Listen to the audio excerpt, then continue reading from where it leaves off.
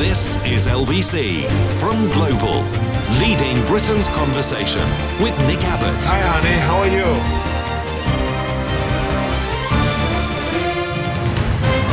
Well, let's get back to it. Okay, late breaking news. This will be the first time you've heard this. Boris Johnson has been accused of flouting 3, not 1, not 2, but 3 COVID lockdown rules in one late-night dinner date with his wife Carrie last year. What? A source has told how the pair were at a fashionable London... Oh, I can only dream of eating at a fashionable restaurant. He was at a fashionable London restaurant until 10:25 in the evening, despite the curfew imposing a 10 p.m. closing. Oh, my God. This man is totally out of control. Explain yourself, Bodger. Yeah. Wait a minute. Not good enough. Now, there's some of this that isn't really photocopied very well, so there's giant chunks out of this, but I think I've got like more the gist of it. At the time, venues in the capital were subject to strict rules, which also required diners to wear masks when moving around in restaurants and a bar on different households mixing at tables. And do you think he obeyed any of these rules? No. Of course not. He's special. He's said to have breached all of these curbs as well. He's guilty 3 times in the one evening. Only Boris Johnson can do this because he breaks the rules other politicians can't break.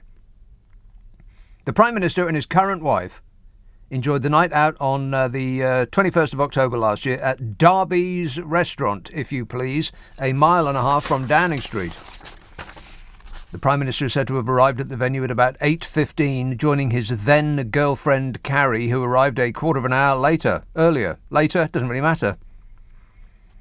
He was accompanied by police protection officers and sat in a private dining area, if you please. Boris is said to have enjoyed a £12 Negroni cocktail. Booze. A mix of gin, Campari and vermouth. And then he ordered a £23 Hereford beef. A Hereford beef and bone marrow pie. Like Desperate Dan. He had a cow pie. There were customers complaining to the staff. Oh no, I skipped ahead. You want to know what they were complaining about? Of course you do. The source went... This is all from the Super Soaraway Stun, by the way. The paper of record. A source went on, at one point, Boris went out to circulate with other parties in the main dining room. Other parties said he wasn't wearing a mask, and he spoke to a couple of customers while standing at their table. Well, they're lucky he wasn't standing on their table. There were customers complaining to staff, which was causing them stress. They were saying, "Why is he not wearing a mask? Get that man's face out of my pudding." And then there's this whole bit here which has been photocopied irregularly, so I can't actually read it. Never mind, I'll skip ahead. You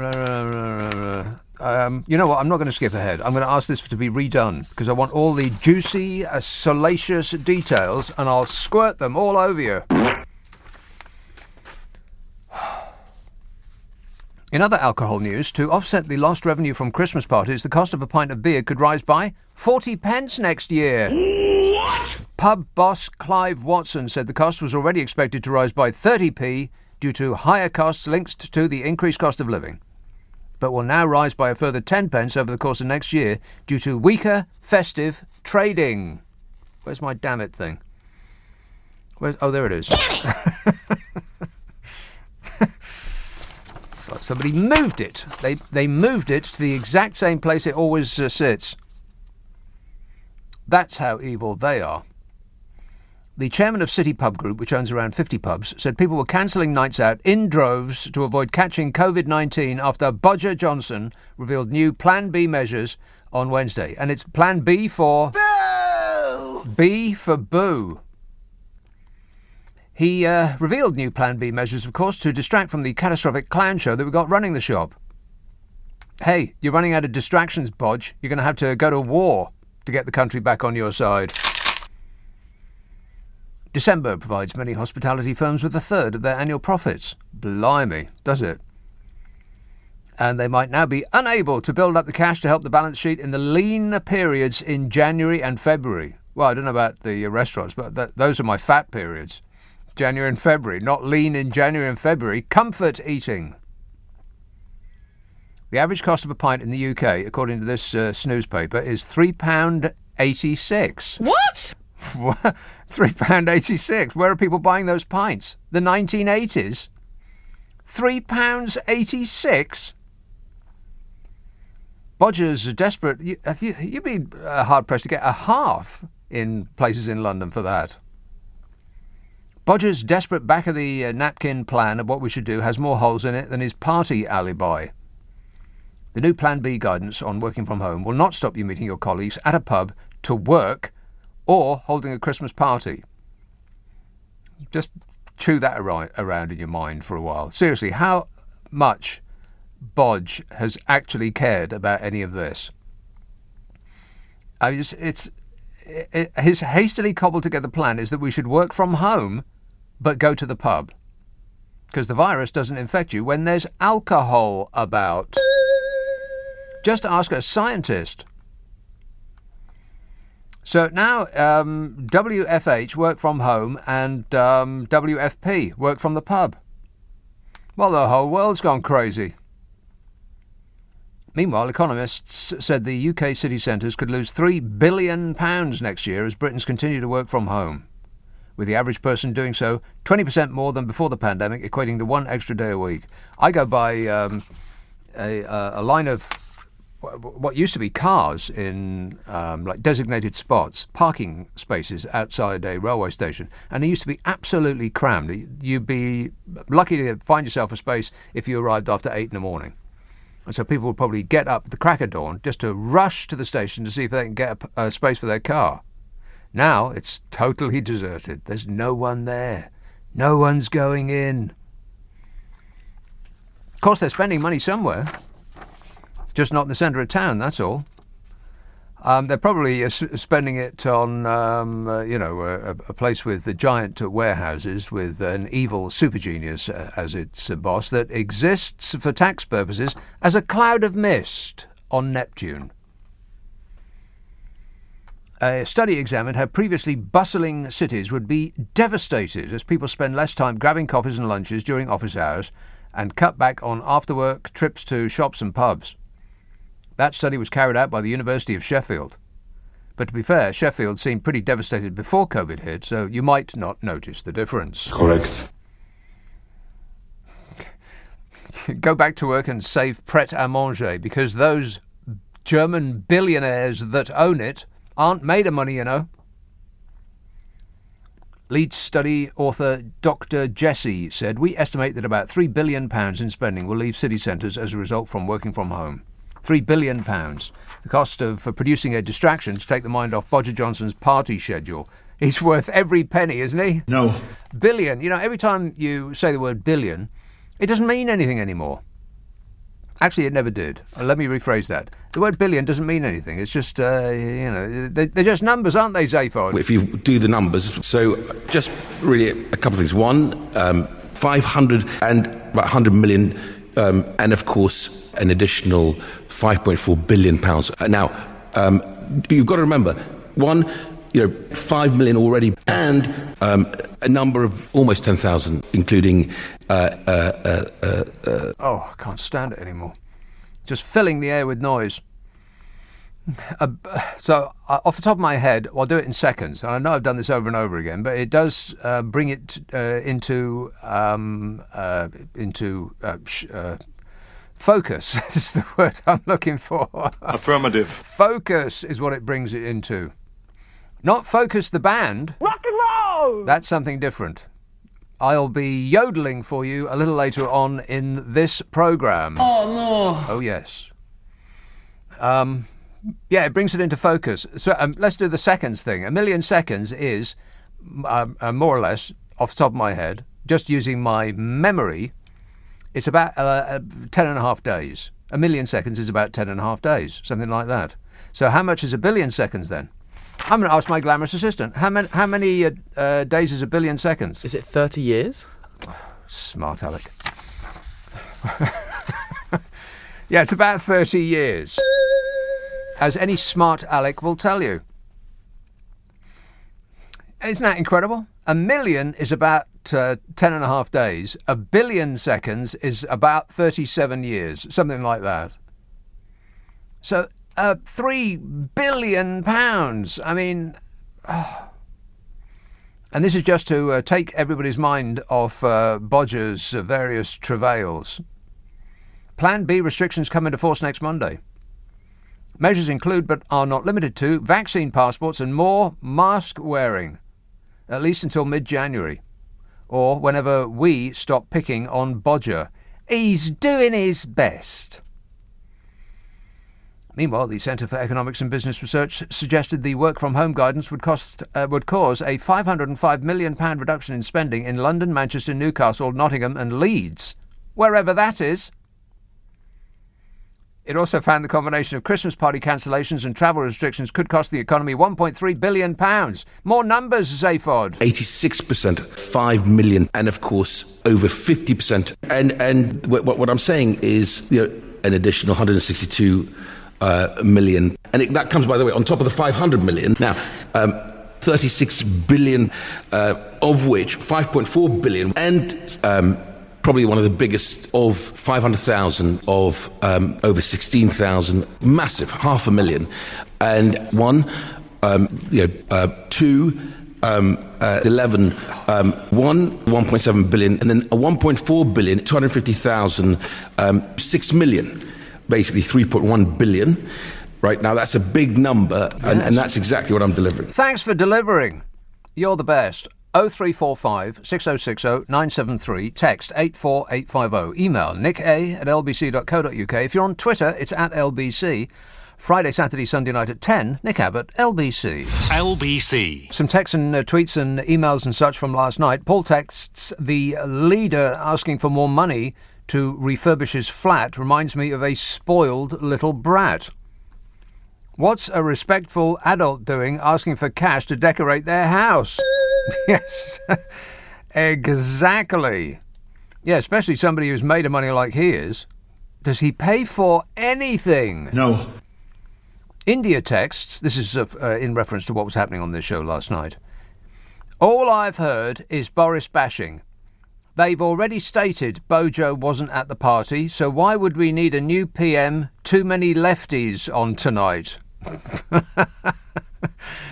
Oh, well, they've already stated that Bojo wasn't at the party. Well, case closed.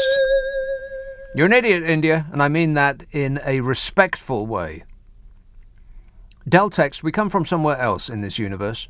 All other life on Earth would go on for millions of years with no pollution. This planet was not for humans. We are the only life that doesn't fit in with the rest of the life on Earth. Sounds like a hippie to me. Surbiton, Ath. Mick, how are you? I'm great, mate.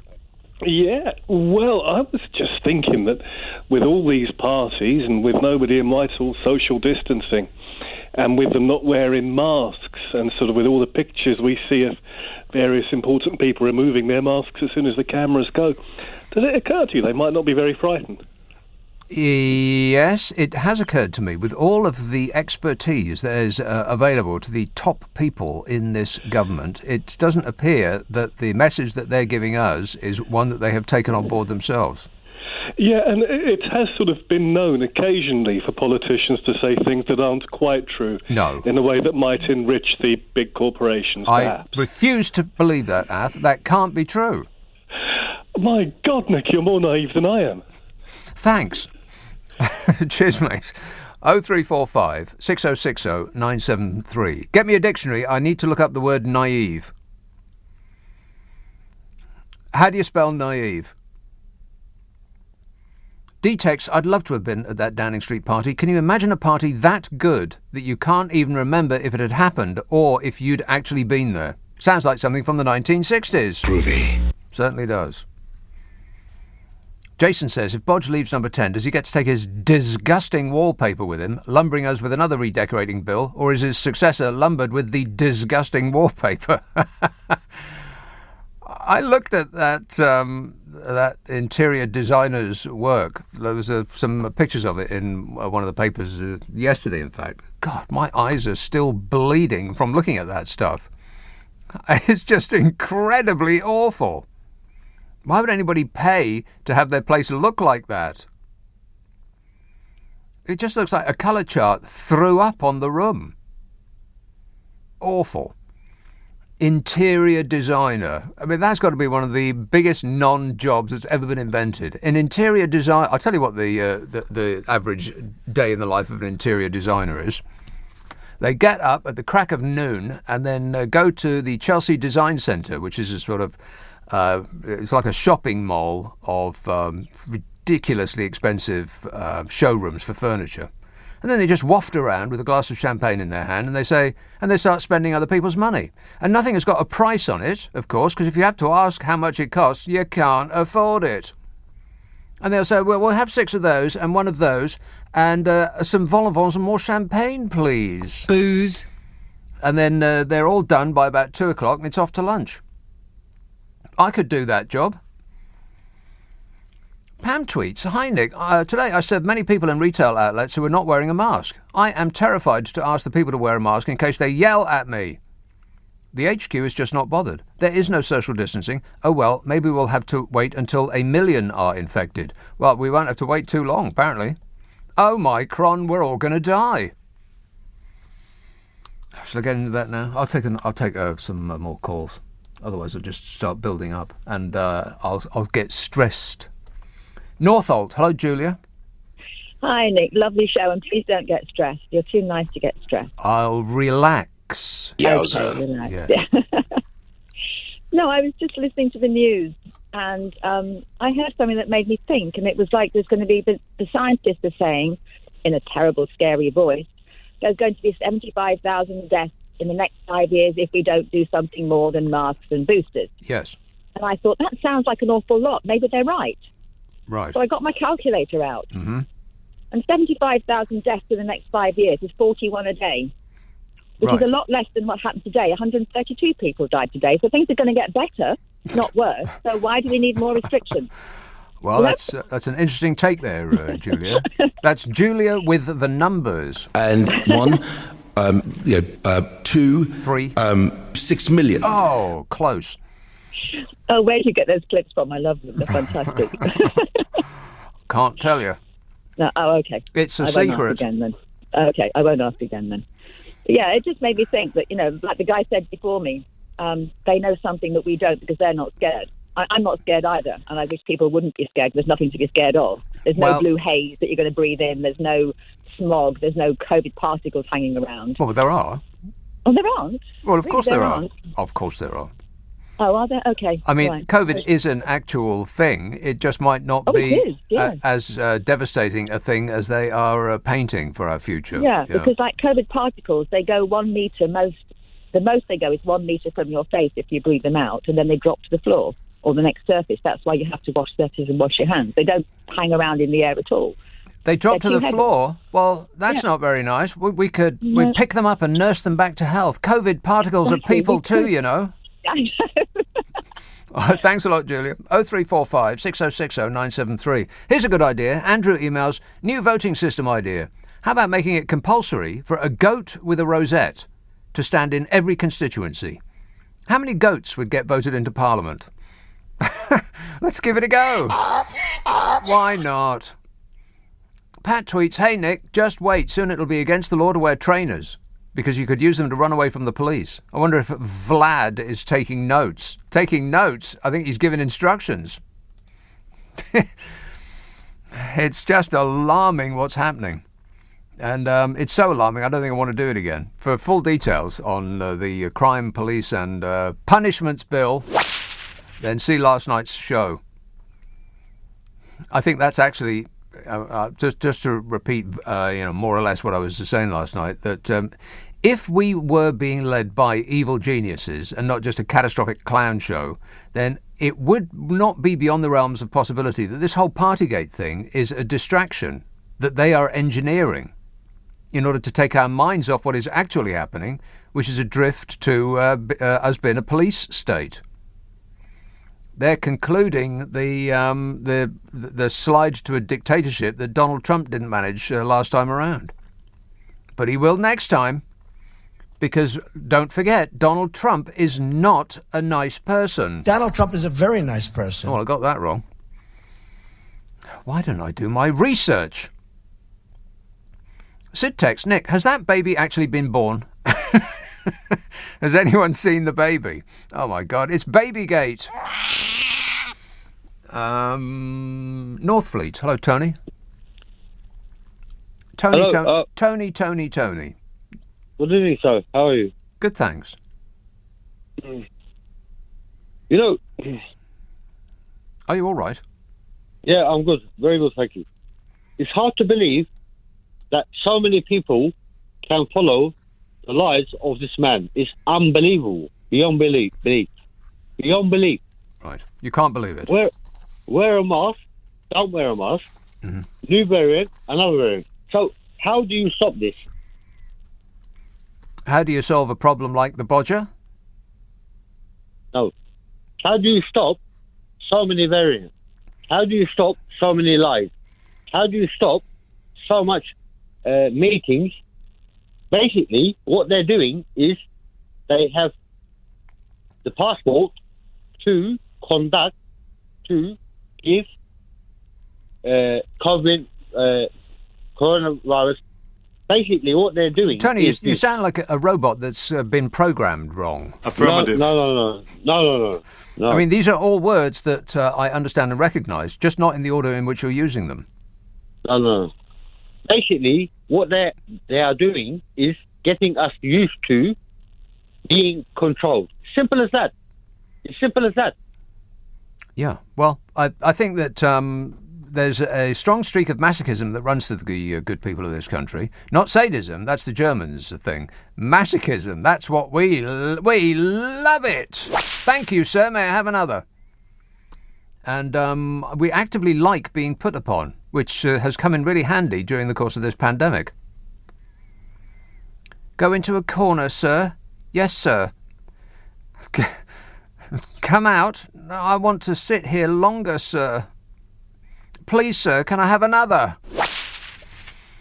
Thanks a lot, Tony. It's very alarming. Everything that's happening in and around this... everything. Absolutely everything that's happening. We've got World War III coming up, but just you wait. I betcha. Betcha. Steve emails. Now, I haven't pre-read this. And it seems to be quite long, so I might bail out halfway through. Steve emails, Nick, regarding the rehearsed questions and answers session. I said this is from Allegra. You remember Allegra Stratton, don't you? Yeah, that's her. Nick, regarding the rehearsed questions and answers session, I said the very same thing at work to colleagues on Thursday. Who knew they did that? The fact that they need to practice their answers to awkward questions beforehand proves beyond any doubt that they are liars. Liar! Because the truth doesn't need rehearsing. It also doesn't need scripts. The fact that they all read from scripts written for them proves that they are being deceitful, which you and many others have been saying for years. Most people know that politicians lie, so why trust them on anything? But people still do. You just can't make it up, yet they do every day, and the people still believe them. The world is mad. Well, a certain section of the world is mad. I love the poorly educated. The dinglings. I would agree with that sentiment entirely. Now, see, people on the inside, media elites, inside the Westminster bubble, those people, they know that this sort of thing goes on.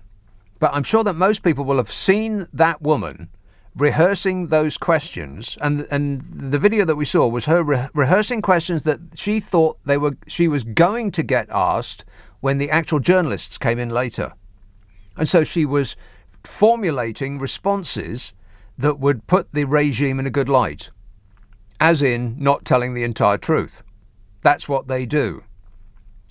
Number 10's spokesmodel of the day is not there to tell us the truth. They're there to do the opposite of that, to just tell us whatever the regime thinks would put them in a good light or get them out of a scrape or a corner.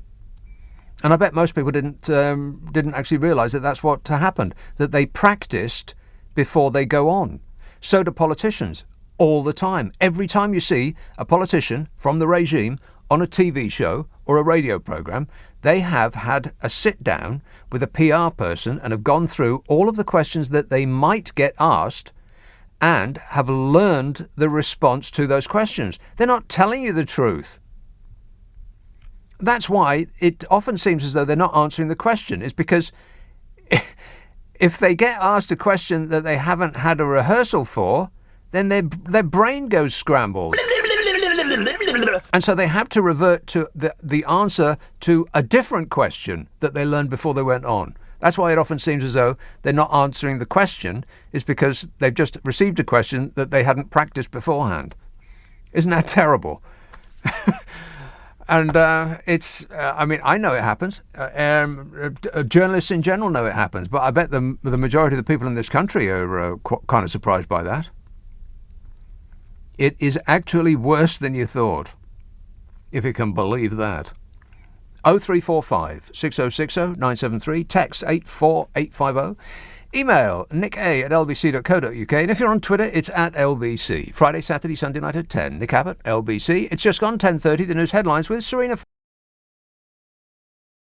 This is LBC with Nick Abbott. Call 0345 6060 973. Tweet @LBC. Text 84850. And remember, darling, I don't work before 10 in the morning and never after 4:30 in the afternoon. Those are the strict rules. By the way, that nice lady that I was just talking to, she said some expert had predicted 75,000 deaths over a period of 5 time units. Not years. Months. 75,000 deaths over 5 months. That's what the expert said. These are some of the texts and tweets from last night. Let me just scroll ahead and see how many there are. Oh, not that much. Okay, almost at the end. And then I'll have to get through all of the other ones that come in today. Oh, fabulous. How do these people get my email address? Callie text, this pandemic is working very well for the two extremes of the population, the rich and the rulers. The rulers who do whatever they want and buy their way out of any problems, and the rules, regulation and restriction addicts who like to inflict their chosen way of life on the rest of us, who are thoroughly fed up with the whole situation. Well, there are people who do like a bit of authority. And they are often the very type of person who should never be given any authority. No, you can't walk this way, you've got to walk the other way, they will tell you, in a totally empty building, just because there's an arrow on the floor. The amount of times I've been told that. No, you can't go to the toilet behind me, it's like 3 feet away. Okay, I exaggerate slightly, it was about 3 yards away. This was in a museum. There was a little, these little barrier things like tapes on. It's like a pole, and a tape comes out and it attaches to another pole. There was a little one of these in front of where I was going to the loo, going to the toilet. Disgusting. And so I thought, well, I'll just duck under that because there's absolutely nobody else around. The place is totally empty. Apart from one officious person in a like what looked like a hazmat suit, one of these jackets that's so bright you need sunglasses to look at him. Inside, he said, "Oh no, you can't do that. You've got to go around the outside." So I had to leave. Literally, in order to get 3 yards. Now this wasn't an exaggeration. It was 3 yards. In order to travel those 3 yards, I had to leave the building, walk all the way around the building, in another exit, in order to get to the exact same place. And he was still standing there. "Oh, you can't do that. The arrows go the other way." Yeah, there's way too much of that. Benny tweets, do you reckon Boris is activating an exit plan? He knows he's been caught red-handed, then introduces virus scares with lockdowns to fill his mate's pocket again just before he stands down or gets voted out. Okay. There's a few on that that sort of on topic. Susan says, these new proposed laws were not dreamt up pre-Partygate, but there's so much anger and anti-government feeling at the moment. If a significant proportion of the country's population unites together against them, these austerity-loving Tories might struggle to implement them, says Susan. Well, it sounds like 51 weeks in jail for you, Susan. Sounds like you're causing a nuisance to me. And I'll get some more in a minute. 0345 6060 973. Woolwich, Richard. Oh, hello there, Nick. Hello there. Hello there. I actually wanted to talk about these kind of self-righteous anti-vaxxers, but very quickly, I tried your approach during the week. I did a presentation where I used all sorts of bells and whistles and voices in the presentation because I was so inspired by you. Right. And how did it go? Dreadful. I mean, I had people like staring in complete sort of astonishment at me, you know. Richard, I am a trained professional. Don't you try this at home. Exactly. So I was out of breath because my battery on my phone was going. So that makes perfect sense. The battery on your phone is going, therefore you are out of breath. Yes. I had to go running upstairs. So I'm composed now, Nick. And really what I wanted to say... Is this you out of breath running up one set of stairs? Yeah, exactly. Oh, my God. Hey, Richard, have a salad once in a while. No, I'm afraid lockdown destroyed me. I've just become a complete sort of house bum, you know. Yeah, I do know exactly what you mean, yeah. But I'm okay now.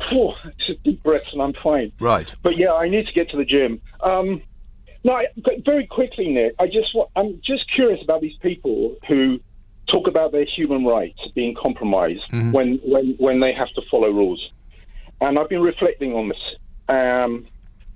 And I maybe this is a generalisation, but they tend to be the type that voted Brexit, which is, of course, where they tell us that we're in the 48 and therefore we have no rights. Right.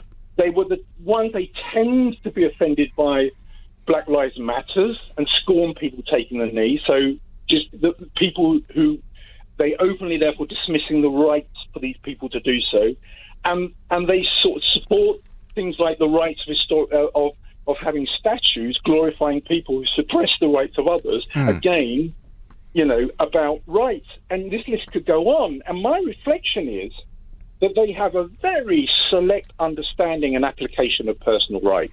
You also, I think you missed out the World War II types, because they do tend to be, now, whether or not what the list that you've given us so far is accurate, I think it's probably more accurate to say that they tend to be we won World War II, the good old days when bombs were raining down, and so they love the privation, and they love the starvation and the disease and the blood running through the gutters, and they love all that, but they scream like babies when they're asked to put a piece of paper on their face.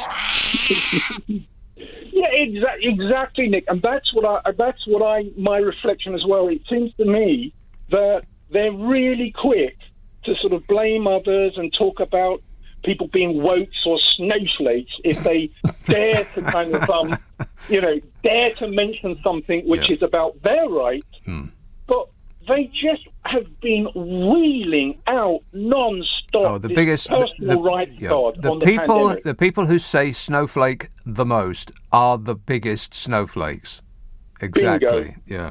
What I find interesting, by the way, it does seem weird that football is always the one spectator event that seems to wrap itself in these causes, There isn't any other, as far as I'm aware. I mean, people don't go to the theatre and all the actors take a knee before the production starts, and they don't wear rainbow laces or any of these other things that for football, or they wear. Isn't that silver thing for prostate cancer or something like that? No, all of these are commendable ideas, but it just seems odd to me that football is always the one that seems to cloak themselves in this stuff. But on the Black Lives Matter taking the knee before the game thing, everybody applauds now. There's no booing anymore. Do you notice that? That sort of came and went like a bad smell. Yeah, exactly. That was one of those culture wars that Bodger just brought in at the right moment. I'm not sure that was actually him. I think it's the culture warriors, all these people who act like tough guys and then and scream like babies when they're asked to protect their granny while they're walking around the supermarket by putting a mask on their face. They scream and shout about that. But they're tough guys on absolutely everything else. Yeah, sure. That's convincing. Hey, Richard, I'm going to have to go, but thanks for that. 0345 6060 973. Chris texts, I was looking forward to Bojo the Clown being replaced, hoping it's someone less stupid. Like Rishi. Fishy? Oh, no. Now, this came in last night. He says, but now I can't sleep, as I hadn't considered her getting the role. Thanks, Nick. Now I can't sleep. One way to keep a listener engaged. You normally make me laugh. Now you've just given me a waking nightmare. Yeah, and he's talking about Liz Truss, as did Matthew Paris. Kind of funny. I'll give you a taste of his column. Let me rephrase that. I'll give you an idea of what his piece in the Times today was about. There has to... Can we rewind? Start again. There has to be an alternative to the dismal trickle of dirty little stories that only tell us what Boris Johnson's parliamentary party long suspected, and the country is now learning fast. The Prime Minister has been rumbled. It's over for Boris Johnson. That much we know. The remaining question is whether he's going to cling wretchedly on next year with his squirming parliamentary party drifting towards an electoral bruising, or does there exist someone on the government benches to say out loud what everyone else is thinking? There's a moral toad crouching at the heart of the British establishment. A toad, Bodger! Yes. He knows no rules, trades on respect for codes of honour and others that... He knows no rules and trades on respect for codes of honour that others take for granted. There looks to be a real danger that the Tories, on the rebound from one empty vessel, may fall for the charms of another. Here comes Liz Truss. Truss is at least no moral reprobate, but look hard and there's nothing there. That's exactly my thoughts precisely.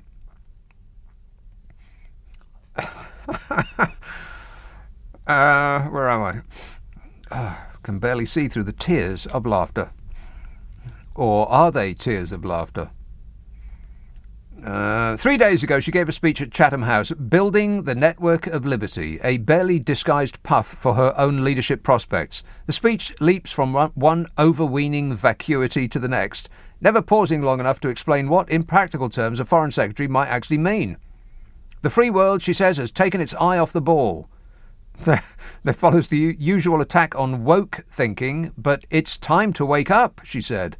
Can you get algorithms to write this stuff, says Matthew Paris. Like a robot. Correct. As a leadership hopeful, Truss puts me in mind of those dreadful kebabs that, legless after a pub crawl, you lurch towards at midnight.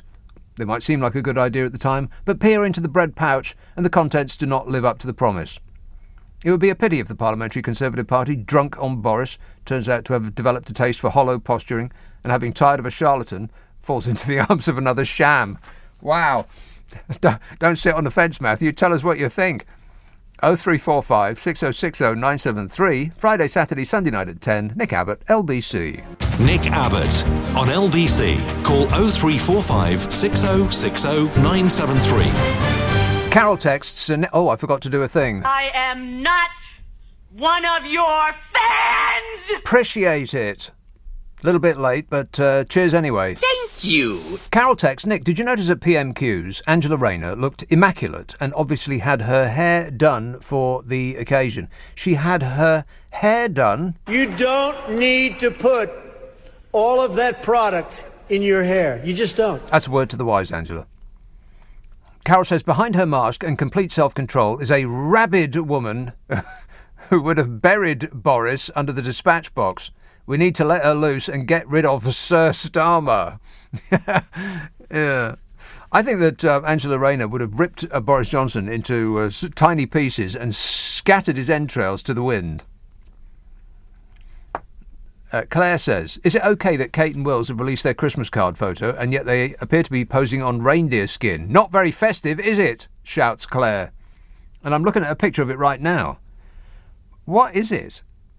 This is supposed to be their... it says on the Standard website, Kate Middleton and Prince William have unveiled their highly anticipated Christmas card for 2021.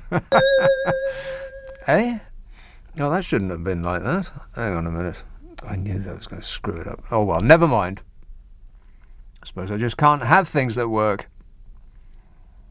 Highly anticipated card. Is anybody highly anticipating it? No. Not me. And there it is. And they appear to be in a cave, like a family of troglodytes. Wills, first of all, he's wearing shorts. Now, members of the royal family, like the mafia, should never wear shorts. Absolutely. What's he wearing shorts for? I mean, it must be somewhere hot for a start. So that's not festive, is it? Wills looks like he's sitting on an upturned Vikings helmet. For some reason I can't fathom. And they're all sitting on most of a dead animal, which is just rude. Laughing they are. Very, very cruel. God, can you imagine if Hazard and Sparkles had released a Christmas card of them sitting on most of a dead animal? People would be calling for them to get shot. Have they released? I'll look that up later. They are still the gift that keeps on giving. The press just can't leave them alone, and I think mostly it's because they were hoping beyond hope that Sparkles, Hazard and Sparkles, are going to be the new Princess Di. Just stick them on the front cover of any magazine or newspaper, and the sales figures would rocket through the roof. They'd go, because Wills and Whatsit are what's the word I'm looking for? Boring. Yeah, they've just not got it, have they? I mean, they seem perfectly nice, but they ain't got no sparkle. They ain't got no razzmatazz. They ain't got charisma. Whereas Hazard and Sparkles have got it in abundance.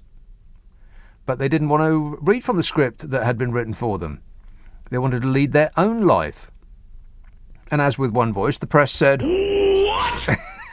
That's not playing the game. That's not doing what we want. So we're going to bury you up to your eyeballs in ordure." And they continue to do that on a daily basis. It's a little bit weak, but, that's who they are. Manchester. Hello, Louise. An ecstasy of fumbling. Yes, Louise. Hi, I'm sorry. I'm writing a very important letter, so I've just put my pen down. Okay. Yes. Now, I know that you're not so keen on dentists, because I'm not either. Not so keen on what? Dentists. Oh, dentists. No, I hate dentists with a passion. Me too. And I'll tell you a story. You can believe it or not, but it's true. No, a dentist story. I'm not, Nick. I'm not going to go into the, the nasty bits of it, actually. But I couldn't believe it. Anyway, I was referred by my dentist to a dental hospital. Won't mention any areas. And they examined me. I was in absolute agony. I just completed a set of arduous examinations to further my life. Like the 11 plus? A bit more than that. More than that? Yes. Well, put it like 37 was commenced and 17 completed. 17. So that's how arduous it was. Right. Anyway, this dental thing came up. Went to the dental hospital, examined me, had a look, and they left me in a chair, and they came back with a mental health form for me to complete. A mental health form? Yes. So, right, but you went to a dental hospital and they gave you a mental form. Correctamundo, as you would say. Right. Yes. Did you go to a spelling mistake? Well, I thought I didn't know where I got to. I thought it was delirious. I thought I nipped into the wrong doorway or into the wrong department or something. Now, was this before or after they gave you the laughing gas? Well, I had no laughing gas. I had no anything. I had no nothing. No pain relief, no anything. What? They just point blank refused to treat me or recognise what had gone on, and they gave me a mental health form because they know that any dental, if you're in dental pain, you want to rip your head off, don't you? Well, I want to rip someone's head off, not my own, exactly. Usually. Yeah, exactly. Well, yeah, correct. So, I just wonder if you'd come across this, or any of your listeners. No, I most certainly have not. But I wish you all the best with your mental dental problem. Yes, you sound lucky there. Okay. Okay. Thanks a lot, Louise. 0345 6060 973. Liam texts, so David Cameron's leave before he could be blamed for Brexit seems to be the new Tory model. Watch Bojo disappear into the sunset for new private deals at the opportune moment. Private deals. As soon as Bodge leaves Number 10, the various friends and donors and sponsors and apologists and hangers-on, they're going to bury him up to his eyeballs in money. You know that's true. He ain't going to want for nothing forever. And I'm sure his wife at the time will be absolutely delighted, whoever that may be. I've just got time to do some. I might actually be able to wipe up some of these, all of these from last night. Are these from today or last night? Have you seen this? What's this? It's the Christmas party picture that came out right before we came on air.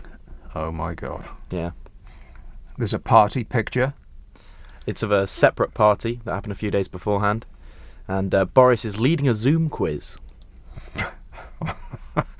Okay, well, I can't click on that link, so I'm going to have to ask you to do it for me. And we will come to that momentarily. I'll describe it for you in excruciating detail. Trust me. Liam texts, so Cameron, I read that. Daryl says the government seemed to be trying to sneak quite a lot of draconian legislation through during all these distractions. There's also the Nationality and Borders Bill, which, if passed, will leave millions of citizens at risk of having their citizenship removed without their knowledge. In some cases, people could be rendered stateless, surely in breach of international human rights laws. Of course, it will only happen if if the Home Secretary Priti Patel decides that she doesn't like you. It's okay, everybody. We only have the good graces and nice, caring personality of the Home Secretary to save us. We're doomed. Doomed, I tell you.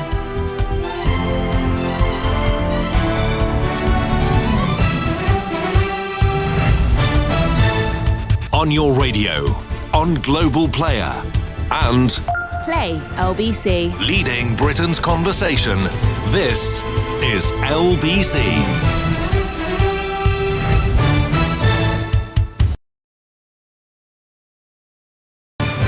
This is LBC from Global, leading Britain's conversation with Nick Abbot. Hello, boys.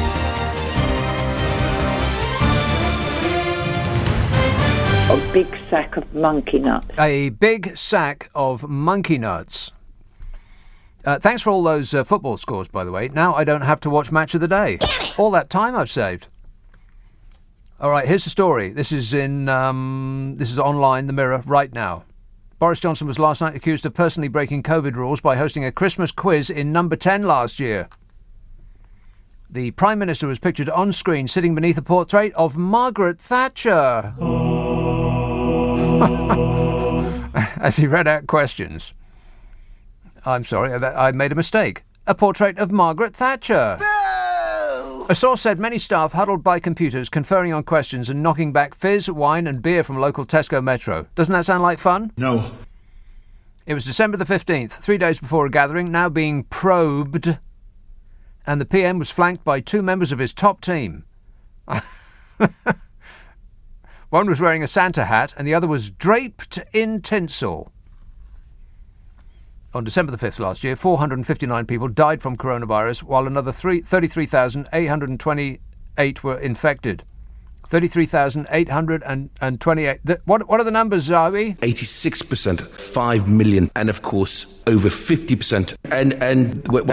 I can't bear it. The source said many staff huddled by computers, conferring on questions, knocking back fizz. In one office, the insider said there were 4 teams, each made up of 6 people.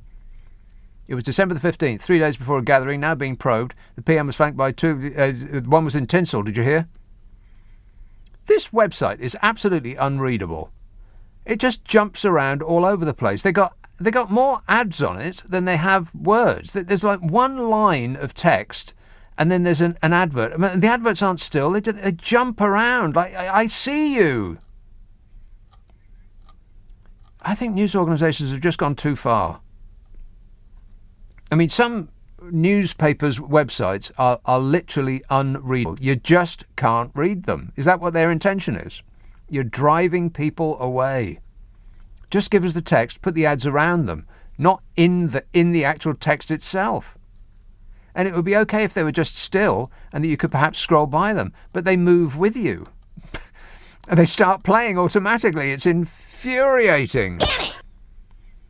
London was then under Tier 2. It's like teenagers have done their websites. In fact, I bet they have. I bet teenagers have done their websites for them. Because teenagers don't mind all this visual cacophony going on. They're used to it because they play video games all the time. So it looks completely normal to them. But teenagers aren't reading newspapers' websites.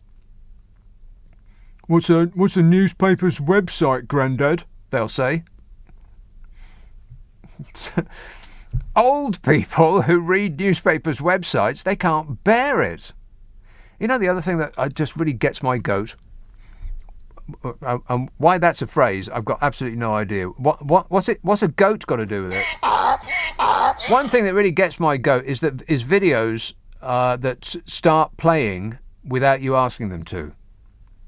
I go through the Mail website on a regular basis, and the headline will be, "Moment somebody dies after being shot in the head by a passerby." And the video is playing on my computer screen. I don't want to see somebody die. You'd think that they would ask you if you want to see the moment at which somebody dies. You know, they get run over by a lorry, or there's a drive-by shooting, or they pass away in a hospital bed, and for some unknown reason somebody's filming them doing it. Stop automatically playing those snuff videos, for crying out loud. You'd think that'd be against the law. Anyway, you know me, I never complain. Stop whining. London was then under Tier 2 regulations when Bodger was having his what looked like the world's dullest party. The Tier 2 regulations banned any social mixing between households, which Mr. Johnson appeared to have breached while mixing with AIDS. What? Official guidance also stated you must not have a work Christmas lunch or party where that is a primarily social activity and it's not otherwise permitted by the rules in your tier. I'm feeling a bit sad for him now. This is how they have a party. That's pathetic. The revelation seriously undermined Downing Street's claims last week that no parties had taken place in number 10. Oh, what's the definition of a party? Somewhere where people have fun. Didn't look like a fun-free zone to me. And then it just goes on and on and on. I can't bear reading it because they give you like 10 words and then there's a moving advert in between them. You've got to scroll by and remember what you first read, and oh God, it's just painful. Painful, I tell you. Whinging and whining and moaning. 0345 6060 973. Let's have a call in Fife. Scott. Hi, Nick. Wonderful to hear from you, pal. sorry, this is the first time I've ever called a radio station, and you are quite the favourite broadcaster I have ever known. Well, thanks, Scott. That's all right, man. I really, really enjoy your stuff. I just called in to ask what you thought about Boris's... God, I called him Boris. Alexander the Pfeffel Johnson. Yeah, the Bodginator. His attempts at avoiding scrutiny for, well, everything. all his horror. Everything. Yeah, avoiding scrutiny for everything. Yeah. Every single part of his professional and private life is a disaster. I think what you have to keep in mind every time you hear of any new move or action by the regime is that they, to my eyes, are always going on the basis of what would Donald Trump do. Donald Trump would try to load the judiciary to give himself the world's best get-out-of-jail-free card. And that's precisely what this lot are doing. Trump failed first time around. I think he'll probably have another go at it. But Bodge seems to be succeeding where the tangerine scream failed. Oh, shut up! I think the big problem as well is like Trump took his playbook from Goebbels, which yes, that's true. It could prove to be an issue for all. Yeah, I mean there was that famous Vanity Fair article about Donald Trump long before he became a candidate for president of the United States of America. I'm president. Can you believe it? And his bedside reading was Hitler's speeches. Yeah, he's a born fascist and authoritarian, and I'm starting to wonder. Well, wonder no more. Yeah. Wait. I think the jury is in. Yeah, I know. All right, thanks a lot, Scott. 0345 6060 973. Yeah, you know that phrase, "Make America Great Again"? You know who first coined that? Exactly. But it was "Make Germany Great Again," and it's the "again" part that's the important word in that. And which is why they broke the major rule that all your slogans should only be 3 words. They added the 4th because the 4th word was the most important part. Not "Make Germany Great," because people would think, well, Germany is great. No, "Make Germany Great Again." And you think, oh, yes, that's right, there is something missing. It works there, and it worked there. It works in America, and works here too. Trev texts, I remember how we laughed about Berlusconi and thought that the UK or the US would never put up with such a pathetic, corrupt clown. How wrong we were.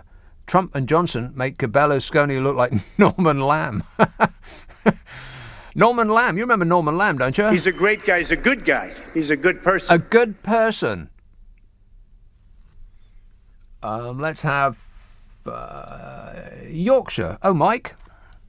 Hi, Nick. Yeah. I want to take your police crime sentences and courts bill and raise you the borders and nationality bill. Because it's gone through the Commons and it's sneaked through under the sort of fog of Jacob Rees-Mogg mocking the video.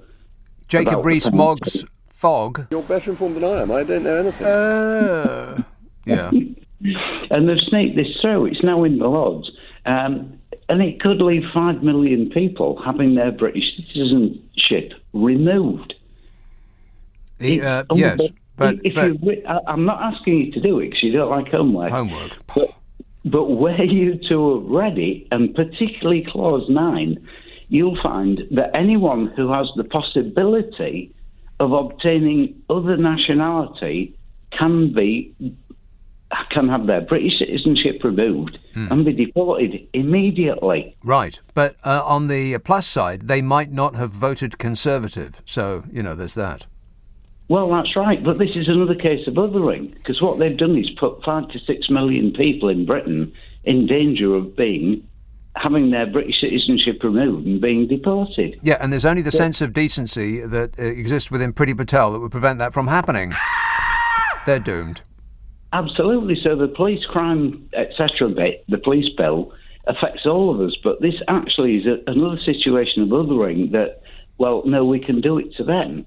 And the proof that you need, how can I put it? The government need to be able to say that you are not beneficial to the UK, and then they can remove your citizenship. Yes. Well, that's a bit dangerous because you've got You've got Berger, Rees-Mogg, Priti Patel, everyone else. I mean, they're all vulnerable, aren't they? And if you start looking at who's good for people. I think they'll be just fine. I think that, if we were actually dealing with evil geniuses, then I would not put it past them to have concocted this whole party thing, which is, a bit of nothing at all, in order to make us angry about that while they slip through something that turns this country into a dictatorship. That's the part that people should be alarmed about, is the two bills that you just mentioned that are going through at the moment. And if they do go through, then there is no democracy in this country anymore. Essentially, if they don't want it to be so, then they can make it so. I mean, absolutely. They stop saying that. Absolutely. Stop saying it. Sorry. A couple of quick bits. You said, what would Donald Trump do? Donald Trump refused to be, have questions put to him to rehearse. He refused to rehearse. Did he? So that's a little bit of a difference with Donald Trump. Well, yes, I bet he only refused to rehearse because he's so vain that he could not imagine that any rehearsal, anybody else's advice, would be better than what he could come up with off the top of his head. He didn't refuse to rehearse answers to journalists' questions because he's a decent person who wants to tell the truth. I mean, that is so far from the truth. It's not even funny. I'm a person that wants to tell the truth. I'm an honest person. He lied. No, the reason that he didn't want to rehearse beforehand is A, he can't imagine that anything he would come up with off the top of his head could be bettered, and B, he's incredibly lazy and didn't want to do the work. And the last bit of trivia, Nick, you can't keep me hanging on here. Who had the tinsel and who had the Father Christmas hat? Who had the Father Christmas hat? That's an excellent question. I'll look into it, Mike. Full report on your desk first thing in the morning. Thanks a lot, mate. 0345 6060 973. Text 84850. Email nicka@lbc.co.uk. And if you're on Twitter, it's @LBC. Hey, by the way, this show and the one on Friday gets squirted up the internet as a podcast. Now, we take the news and the ads out, which means it takes less time to listen to, so you'll use less electricity and you won't have to sell your car to pay your fuel bill. Ask for it by name on an internet near you. Nick Abbott, the whole show. LBC. Joking. No joke. Jim texts Liz Truss, our Foreign Secretary, brackets, can you believe it? Well, let me think about that for a second. No. Liz Truss said today that there would be severe consequences if Russia invades the Ukraine. What do you think these consequences might be? Maybe she'll stamp her feet. Well, I bet she goes full Gavin Williamson on Vlad the Insaner and tells him to shut up and go away. Yeah, good job, Gavin. Still not missing you, by the way. Chris texts, hi Nick, I sadly think we are heading for another lockdown, but more worryingly, cases in schools are really high because the government's done very little to improve ventilation in school. Some schools don't have windows. Schools with windows mean cold... Some schools don't have windows. Schools with windows mean cold children. Teachers must be concerned. Well, they need wind. And you know who knows a lot about wind? I know a lot about wind. Yeah. And in English class, he knows a lot about words, too. I'm very highly educated. I know words. I have the best words. The best words, yeah. Regent's Park. Hello, Vance. Hi, Nick. Nick, I spend 7 days a week in the Wellcome Library for the History of Medicine, tracking COVID in the UK and globally. But is that your job or a hobby? I'm a historian of medicine. I'm retired, but I'm writing a book on COVID. But on Friday, Saturday, and Sunday evenings, I have you to look forward to. You really do keep me sane. Thanks. before I is that go the Wellcome Institute on Euston Road? Euston Road is the right answer. Yeah. Yes, that is an excellent facility. I like that place a lot. Yeah, it's great actually. If you're up that part of the town sometime, let me know and I'll show you around. I most certainly will do. Nothing of the sort, but it's a good museum. They have like changing exhibitions there, and it's furthermore it's free. Free is my favourite number. And the library is the finest history of medicine library in the world. Is it? There's possibly one rival in the States, but it's superb. Wow. Anyway, Nick, yes. I want to talk about the convolutions of the payments for the Downing Street flat. Because they are worthy of the mafioso. If these machinations had taken place in Sicily... He ordered machinations? I had no idea. It's worse than I thought. We would have said, yeah, okay, that's the mafia. But they're happening here in London. And it's Johnson's machinations. But before I get into that, could I ask your researcher or your producer... Yeah, my glamorous assistant. Just to check Cressida Dick's age, please. I'll come back to that in a few minutes. Her age? I need to have her age, please. Right, okay. Checking her age. Yeah, okay. Let me deal with the flat. Okay. Do you know how convoluted the payments for the flat were? See, I know that everybody's obsessed about the party. We're having a party. Yeah. But I think the flat thing is worse. It's worse. The Times yesterday published a detailed portrait of what happened. I'll tell you. First of all... Oh, no, detailed. I don't know about detailed. Do we have enough time in a brief 3-hour show for detailed? Just 1 minute it'll take. The Cabinet Office, first of all, paid £52,801 to the contractor. Then the Tory party paid that to the Cabinet Office, and Lord Brownlow then paid that to the Tory party. And then Brownlow paid 3 further instalments to the contractor. Yeah, Bodger actually had the nerve to call him up and ask for more money. I mean, for crying out loud, he's a grown-up. He acts like a child. That's right. But then March the 9th, the Cabinet Office said that Johnson had fully repaid it all. Yeah. He had, but he had paid it directly to the contractor. So that meant that the contractor was now £112,549 overpaid. So in a complicated set of transactions to reverse all the procedures that had gone before that, the supplier then paid Brownlow £112,549, of which Brownlow returned £52,801 to the supplier. The supplier then paid that amount to the Cabinet Office. The Cabinet Office then paid that back to the party, and then the party then paid that back to Brownlow. As is normal procedure. As is normal procedure for the mafia.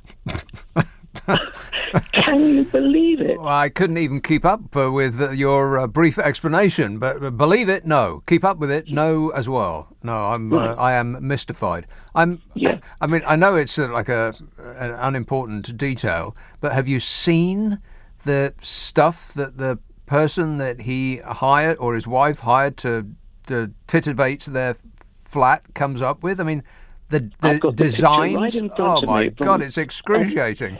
It's I mean, it would be worthy of I don't know. It's like a joke.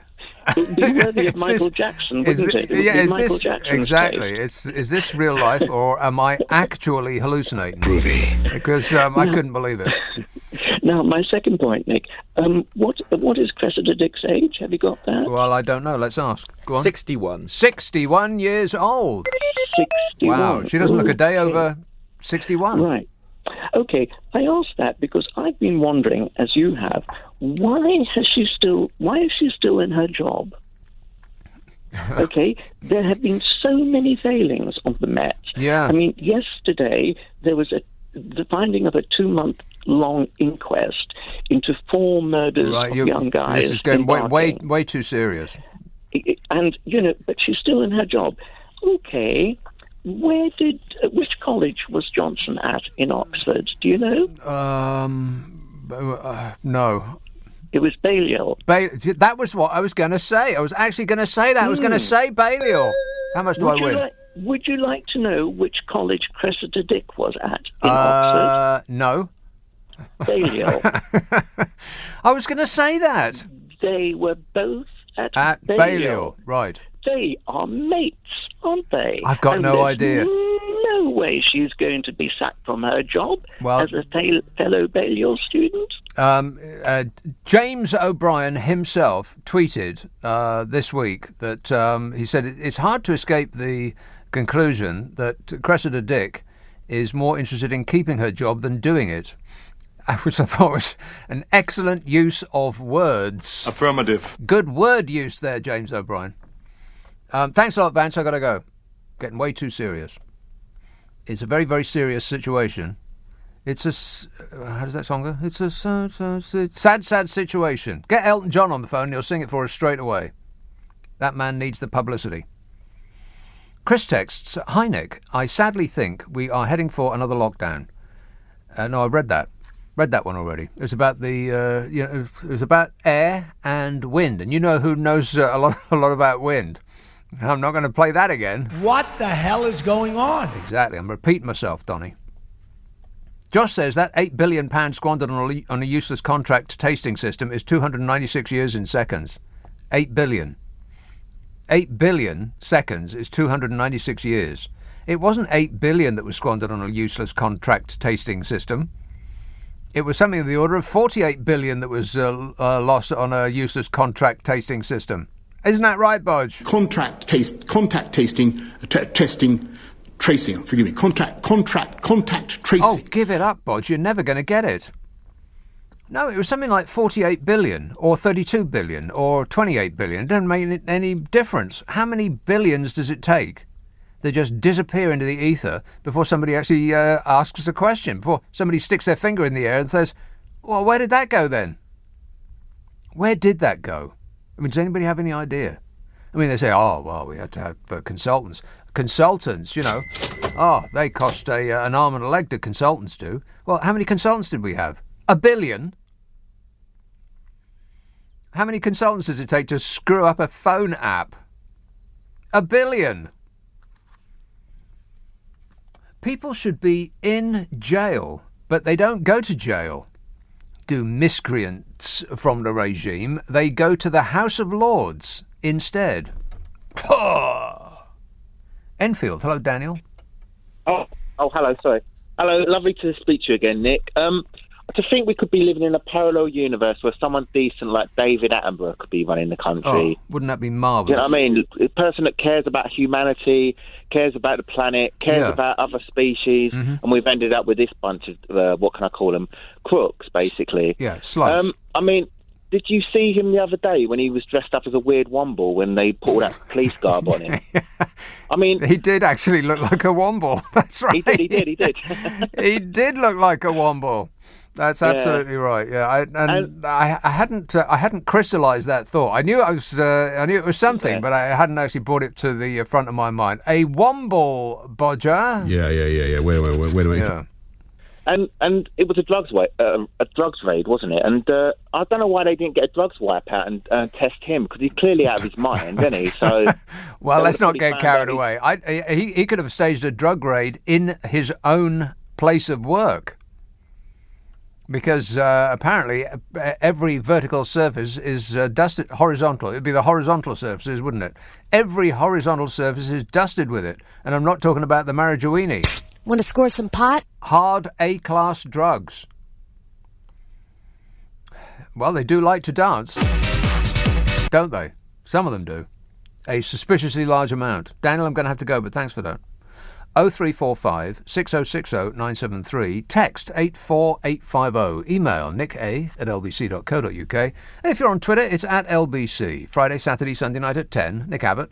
LBC. It's LB. It's how many times can I say LBC in the one link? About 1 billion. It's 11:30. The news headlines with Serena Farrow. Nick Abbott on LBC. You're better informed than I am. I don't know anything. Frank texts, good evening, Nick. Behind the supercilious smirk of Johnson, there lies a multitude of secrets and lies. It's all about money. Johnson is a cold, calculating individual, constantly removing the urine. He has to resign. Yep, time's up, Bodger. Bye-bye. Nice knowing you. Not really. Toby tweets, Downing Street have suggested that the staff next to Boris Johnson were there to work on the pandemic response and then just decided to start the quiz at their desks. Yeah, well, that's as believable as anything else they've said this year. That picture in the Super Soaraway Mirror, by the way. I could send you the link, but I can't be bothered. I could tweet it, but, that's homework. Dave tweets, I noticed that 3 more Nick Abbot mugs have been sold on eBay. Are you giving these out as Christmas presents? Who are the lucky recipients? Well, it's got nothing to do with me, but I wish I had some of that mug money. God, wouldn't that be marvellous? Must be making a fortune, whoever that is. Has it got my face on it? Or has it just got my name on it? My beautiful face! Hassan texts, when the expenses scandal was hitting the fan, it was disclosed that MPs were claiming for the smallest item even just one Kit Kat. So can you imagine the dilemma that this puts those involved in Tory Partygate? Shall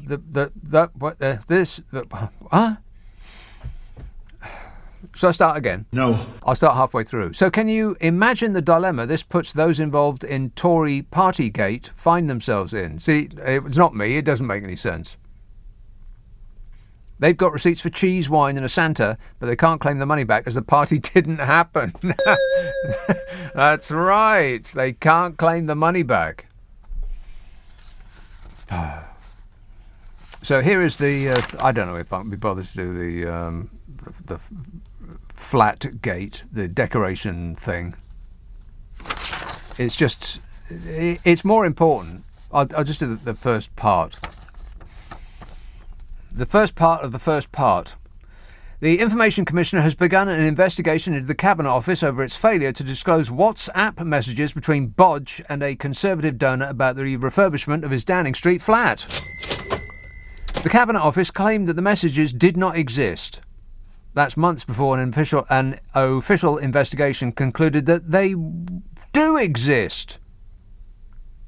They concluded that there was private correspondence between the Prime Minister and Lord Brownlow of Sherlock Row. Pah! The Times submitted a Freedom of Information request to the Department for the release of all WhatsApp messages between Bodge and the Tory donor regarding work on the flat. The Cabinet Office claimed no such messages had been found following searches of our records.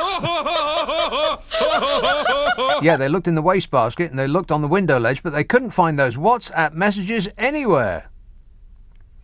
However, a report by the Electoral Commission released, what date is it now? 2 days ago, confirmed that Bodge had indeed sent a WhatsApp message to Brownlow in November last year asking for more money for his refurbishment. In total, the peer gave him more than £112,000 towards the flat makeover, which Johnson later paid back. Did you only pay it back because you got caught, Bodge? I can't comment on that. Number 10 insisted that the Freedom of Information request had been handled correctly and that the government did not have to keep a record of Johnson's, quotes, trivial WhatsApp messages. Any messages that portray the dear leader in a bad light are hereby reclassified as trivial. Correct. It's 51 weeks in jail for anyone mislabelling the messages. The Prime Minister's official spokesmodel said, "Can I resign now? Seriously, I'll do the crying thing and I'll blame it all on myself, but I just can't stand this anymore. It's like bathing in sewage working for this lot." He didn't say that. He actually said, "It's simply the case that informal, trivial or ephemeral communication, you would not expect detailed records to be passed on to the private office in those circumstances. Where there's decision-making or substantial decisions made, you would expect ministers to make sure that relevant information was passed on to their private office," which is a lot of words, which means, don't question us, peasant. However, the Information Commissioner's Office, which has the power to investigate departments that fail to comply with the Freedom of Information requests, announced the investigation. Well, that's great. Can we pass all of the intervening hurdles and just fast forward to the point at which they say no further action will be taken? Can we just get to that part? You know, we're running out of time here. We've been through this already. A report into the refurbishment of the Downing Street flat by Lord Geit, the Prime Minister's independent advisor on ministerial interests, cleared Bodge of wrongdoing this year, after concluding that he had been unaware that Brownlow had been funding the renovation. That's Christopher Edward Wollaston Mackenzie Geit, Baron Geit, GCB, GCVO, OBE, QSO, PC, FKC. That last one sounding a little bit rude. He took the decision that Boris Johnson, the man who gave him his job, was innocent of all charges. And now that it appears that there's evidence that Bodge didn't only know that Lord Brownlow was funding his flat decorations, Bodge actually messaged him for more money. Wow! And Lord Geit, the Prime Minister's independent advisor on ministerial interests, might not be interested in doing that job anymore. I'll pay it. I mean, I'll do it. It pays great and it doesn't appear to involve any actual work. When can I start? The Times have been told that Geit, the fella who was his independent advisor on ministerial interests, the chap who originally looked into the refurbishment of the Downing Street flat and was assured that Bodge had no idea who was paying for it, and believed that. You know, I mean, he's not exactly Inspector Clouseau, is he? Just took him on his word because, Boris Johnson would never tell a misdirection. He would never be mendacious. Liar! Just took him on his word. Bodge said, I've got absolutely no idea who's paying hundreds of thousands of pounds for the redecoration of the place I live in. Why would anybody have any idea who's paying for the redecoration of the place that they're living in? I mean, it's perfectly normal for just complete strangers for no apparent reason to give you hundreds of thousands of pounds for excruciatingly awful, hideous wallpaper.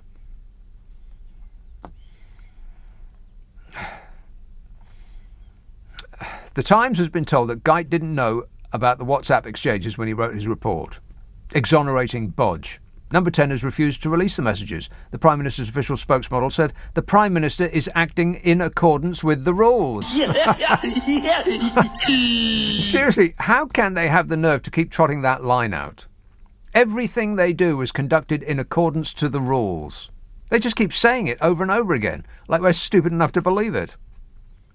I mean, at this point, I'm actually becoming embarrassed that the ruling elite think so little of our tiny muggle brains that we'll accept that they didn't break any rules when they clearly do nothing but break rules, if they just keep intoning that message. All done according to the rules.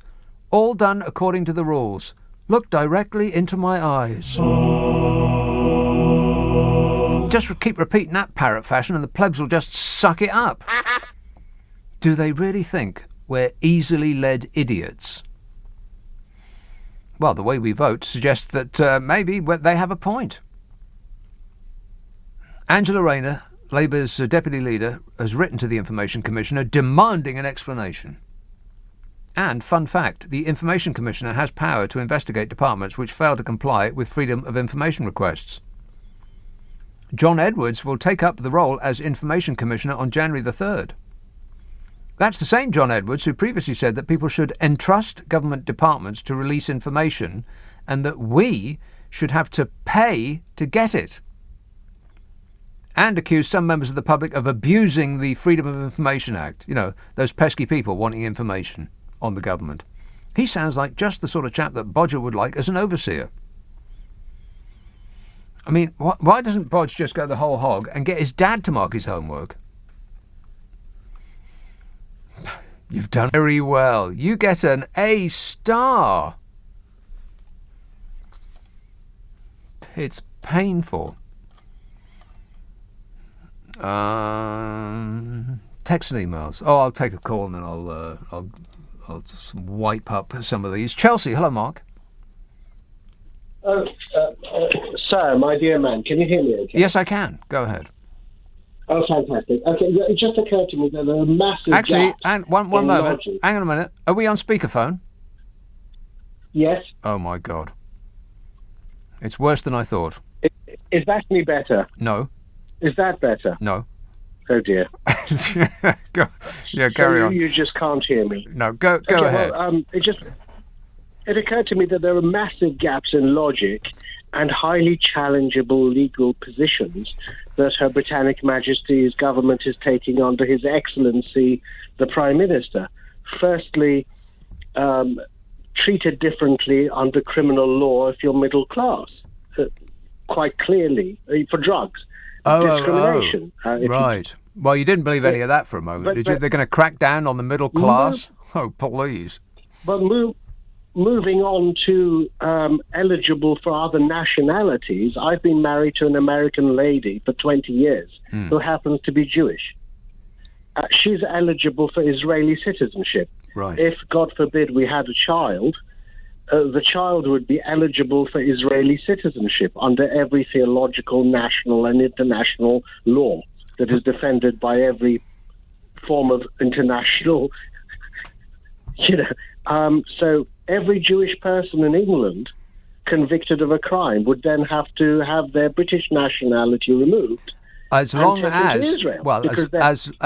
as you intended to vote for a party other than the one that the dear leader is leading, I would imagine.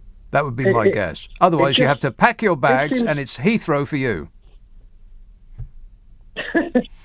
It's just a consistent, stupidity, really, and well, it's worse. It's way worse than stupid. It's really, actually, deeply sinister and frightening. But it's dressed up with this sort of clown show act that they've still got going, and they cling to, and in the hope that we'll keep laughing while all of this is sort of slipped in behind us. But in terms of practicality, despite the brave efforts of Brexit, we're still signatories to the European Convention of Human Rights. But washing that aside, we still have discrimination laws in the UK. So how you could implement these things while huge law cases continue in appeals. Well, we already know their opinion of international law. They're not remotely interested. They'll just say and do whatever it takes, just like Donald Trump, to get a positive result for himself in the short term, and to hell with what happens in the long term, because his experience of life is that he can always just bluster his way out of any problem in the long term. It's all rather depressing. And I discovered this a long time ago. Yes. So cheer up, Mark. It might never Oh, no, that's right. It already has.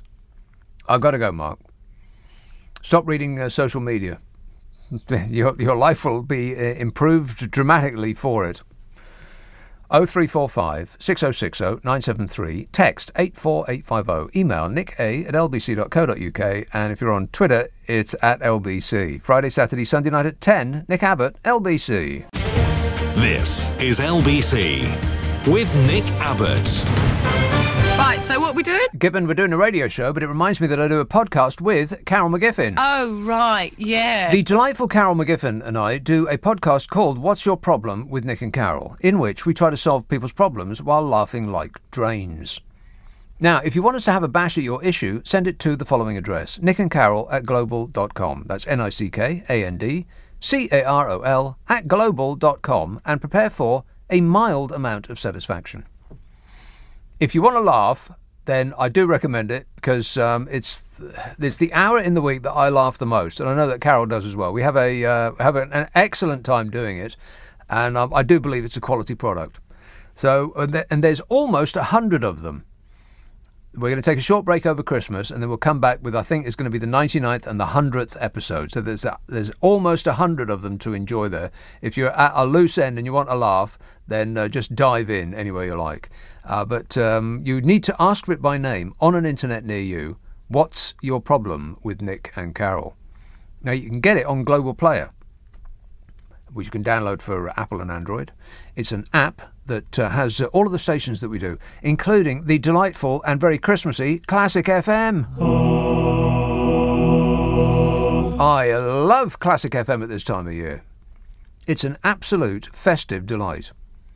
It also does LBC, of course, and all of the other stations that we do, which I won't start listing, because I'll forget them halfway through and people will get offended. But it also has a boatload of podcasts, in amongst which are the 3 that I do. If you just do an internet search on my name, Nick Abbot Podcasts, then it will become apparent as though by magic. Let's have a call in Enfield. Oh, Anne. Hello. Anne. How are you, Nick? I'm great, mate. Good. Nice to hear it. Good. I am very fed up with this government. Oh. Yes, it's like it would give you a bout of Tourette's, wouldn't it? Like, don't say tolerating it. them. Don't say I it. won't. No, I don't say bad words. No, I'm just very confused, and I just think they're playing a game, and Boris thinks he's in a reality TV show, because how can you say one week that we're levelling up, and then the next week say we're only going to get middle-class drug users? Yeah. How can you have a class system if you're levelling up? It just bemuses me, especially from somebody so privileged. Yes. Yeah, I don't believe... It just smacks of you peasants, maybe you are. Carrie Antoinette is blowing this bluff in my ear, and I have to get rid of it. It's... it does get my goat, actually, and as you mentioned earlier. You want to sit down, put your feet up, have a nice cup of tea, relax. Well, you deserve I've been channeling my energy into making my Christmas dinner and getting all prepared, just like you are.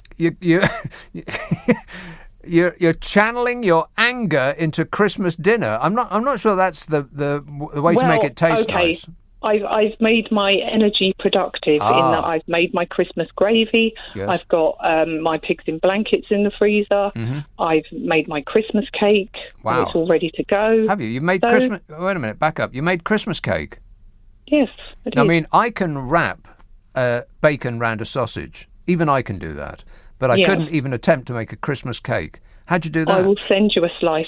Well, I'd have to throw it away though, Anne, because you see, it's food, so I can't eat food because you know. I thought well, can I put it on a pizza for you?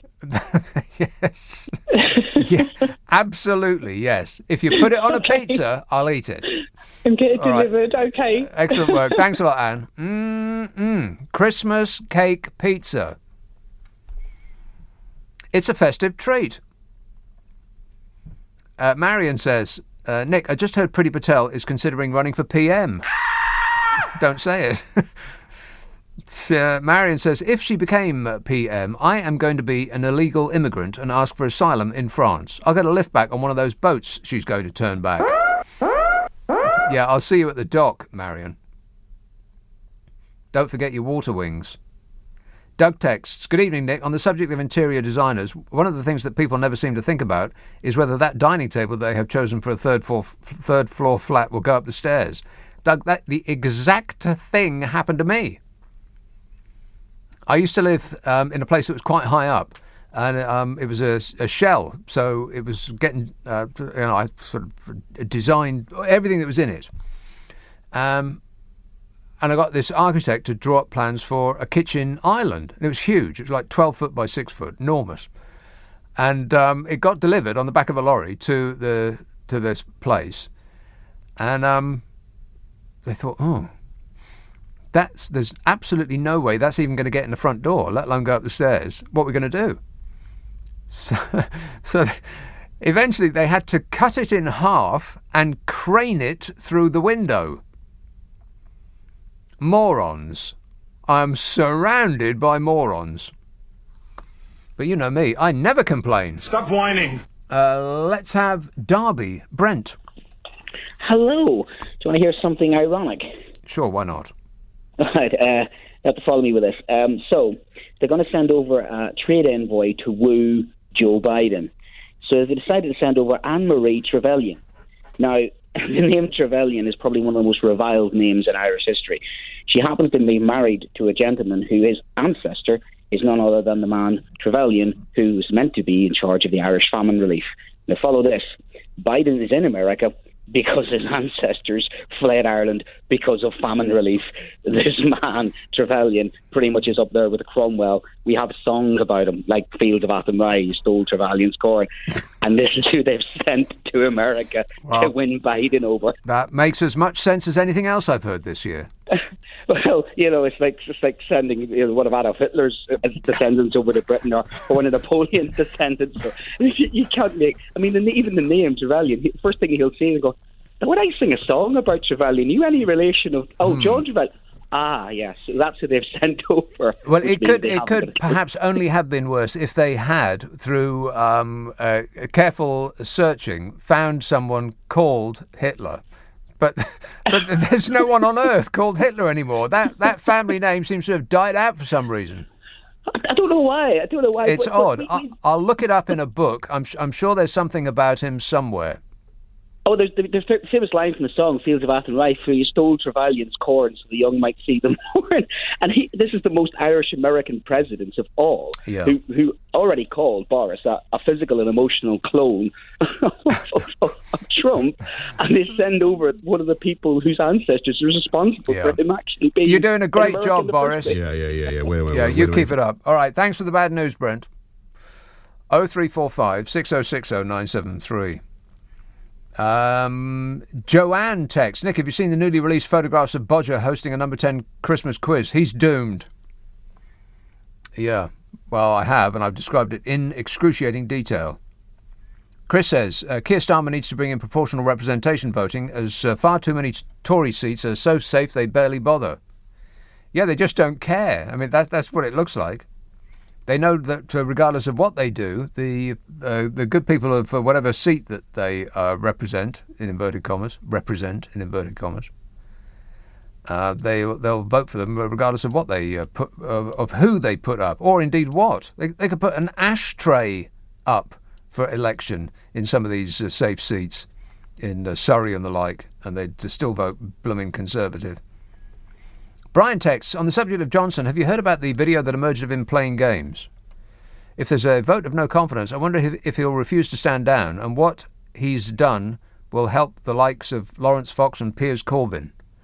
Right, okay, I've got no idea. Andrew says, after listening to your show last night, Liz Truss, at a gathering of the G7, has proposed countermeasures to Putin. She suggested using otters to bite the trigger fingers of the Ruskies. In Liz, we trust.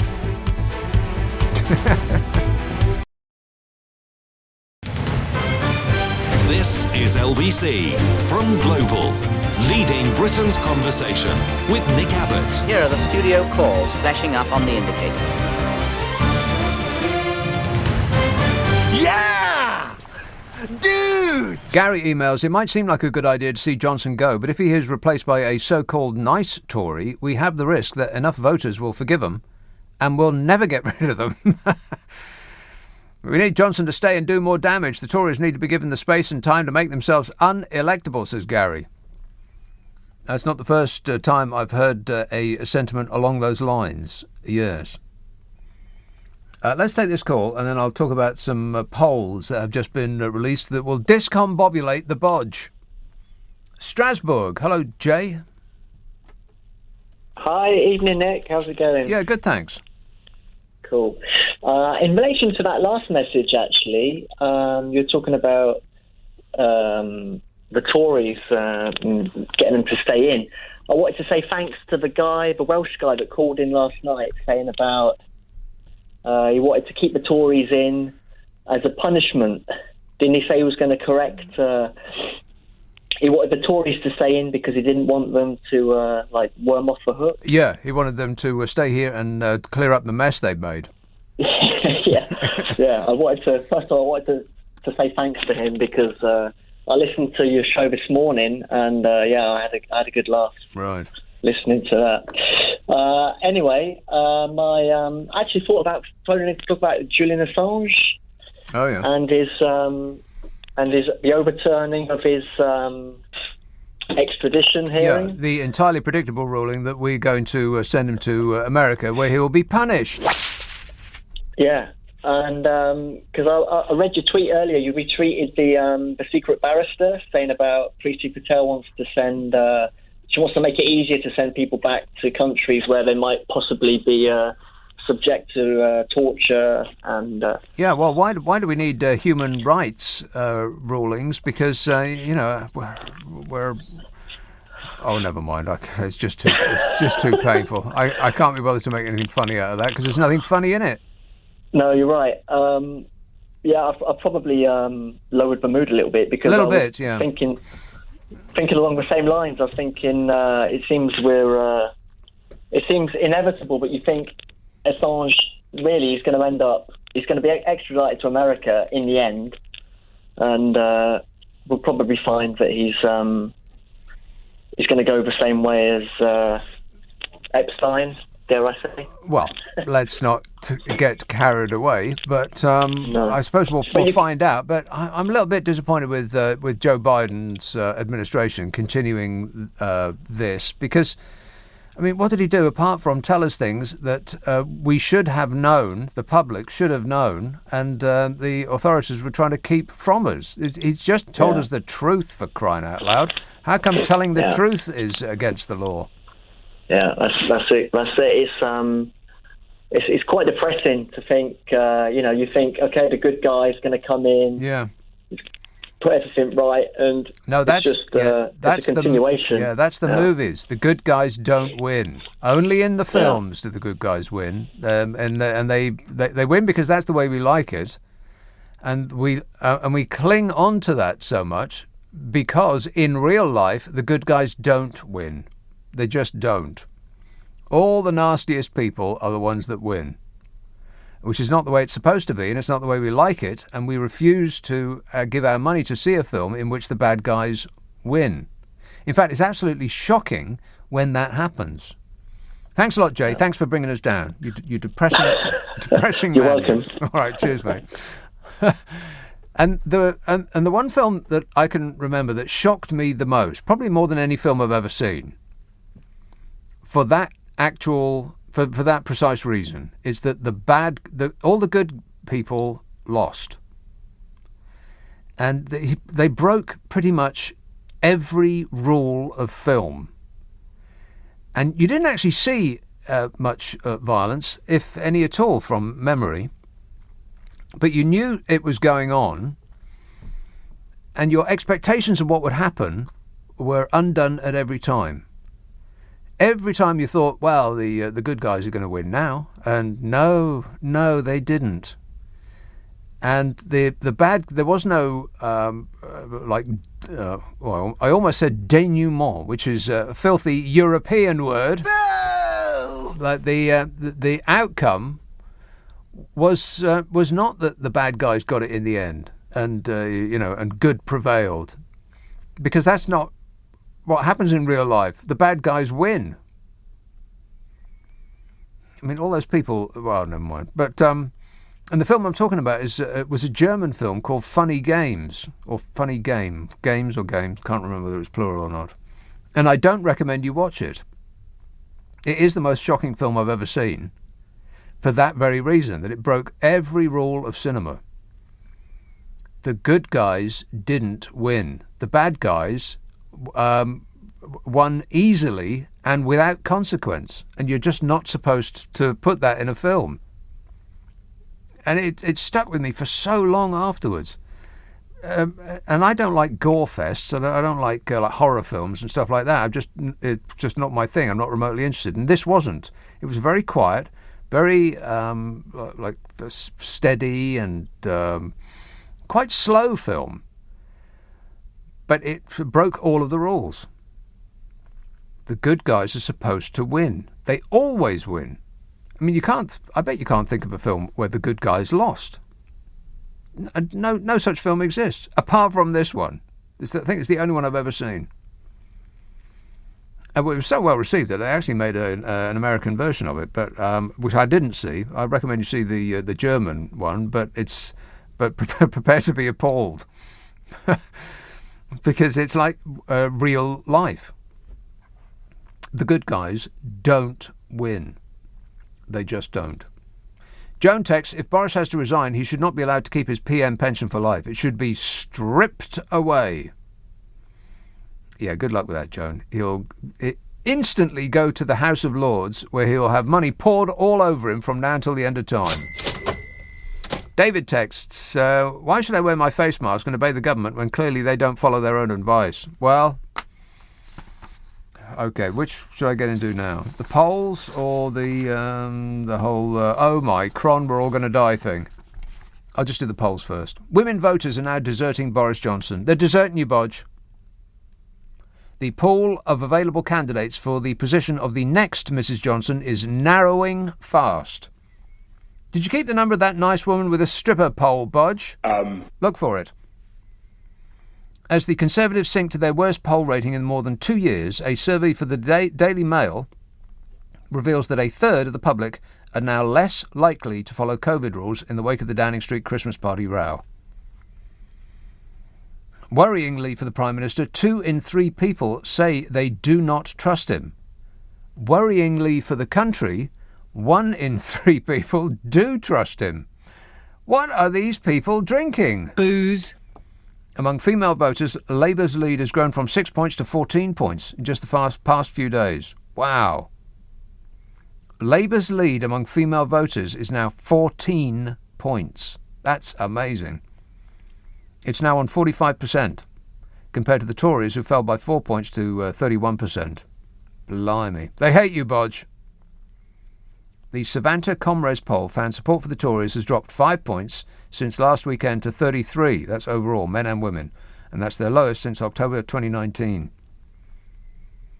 1 in 7 who backed the party at the last election now say they are undecided. They said, not a clue, not at the moment.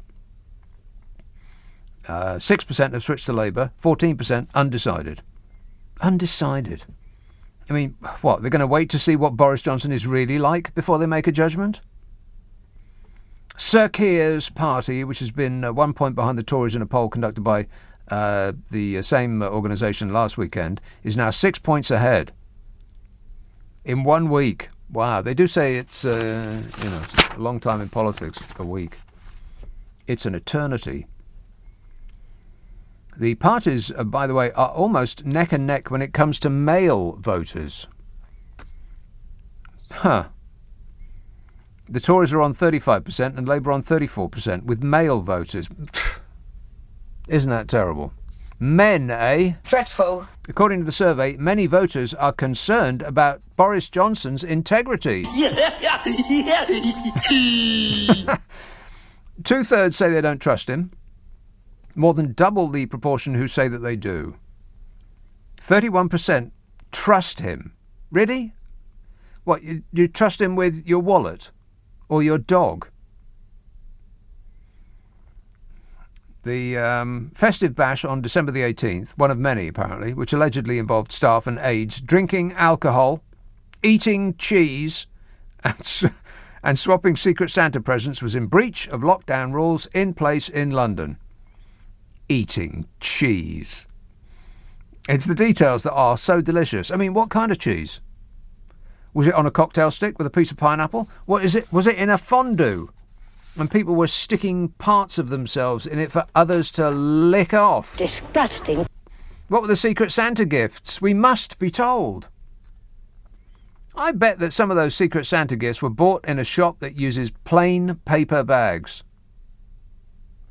And because the distractions that they tried on last week, the war on drugs thing and the crackdown on crime thing and the new baby, of course, and the new mask mandate, none of that stopped us talking about the criminality and the odiousness of the regime. Now they're planning to ruin Christmas again, because that will definitely take our mind off it all. I betcha, betcha, betcha. As ministers consider plunging the country further into lockdown measures, the poll found that the public are against shutting down hospitality venues and stopping people from seeing family members. Well, of course the public are against it. That's what we're looking forward to. Weirdly, the people with the most information, whole buildings of scientists and personal advisors and experts, those people, with all that to hand, they did not think that the danger was enough to not have parties. Why on earth would they think that we would think any differently? I mean, They're the ones with all the intel, right? And if they're not worried, why are they instructing us to be fretful? Around half of people who expressed a preference said they were opposed to closing pubs and restaurants. 31% were in favour. That's not too far off, is it, really? A half said that they don't want pubs and restaurants to close, and almost a third said that they do. There isn't going to be any pubs and restaurants if they keep closing and opening and closing and opening. Around half said no to banning people from meeting other households indoors. 47% against, 30% in favour. There's a lot of numbers here, Zaphod. And one, two. Exactly. More than half said that they would support the government introducing limits on the number of people who can attend indoor gatherings. Why? I mean, if you're going to have a gathering, what difference does it make how many people are there? Cases are going up at the rate of 50% a day. I mean, we're all going to get it, aren't we?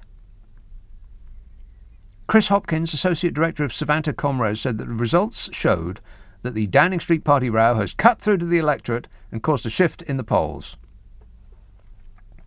However, he said that it still does not appear that the 2019 Conservative voters are abandoning the party en masse, and Labour need a much bigger poll lead than this to be able to govern without SNP support at the next election. And you know what? As usual, the right will jettison Bodge just as soon as they think they'll be better off doing so, and the same Tories with the same beliefs and policies and doing the same things will present themselves as an all-new party. And the left-leaning parties, Labour, Greens, Lib Dems, SNPists, will size each other up, declare that they're not perfect, and refuse to work with each other, and so take votes from each other, allowing the Tories to flounce into number 10 again for another 5 years. Oh, fabulous. Here's the voting intention for this Savanta Comrades poll. Labour are on 39, Conservatives are on 33, Lib Dem... You remember the Lib Dems, don't you? No. They're on 9, SNP 5, as ever, Greenies on 4. Groovy. And that is all the information that I have to hand. The Reform Party also on 4. That wasn't the only poll that came out today. There's a much, much worse one from Opinion. Even worse than that, if you can believe that, Bodger. Yeah. Wait a minute. 0345 6060 973. Text 84850. Email nicka@lbc.co.uk. And if you're on Twitter, it's @LBC. Friday, Saturday, Sunday night at 10. Nick Abbot, LBC.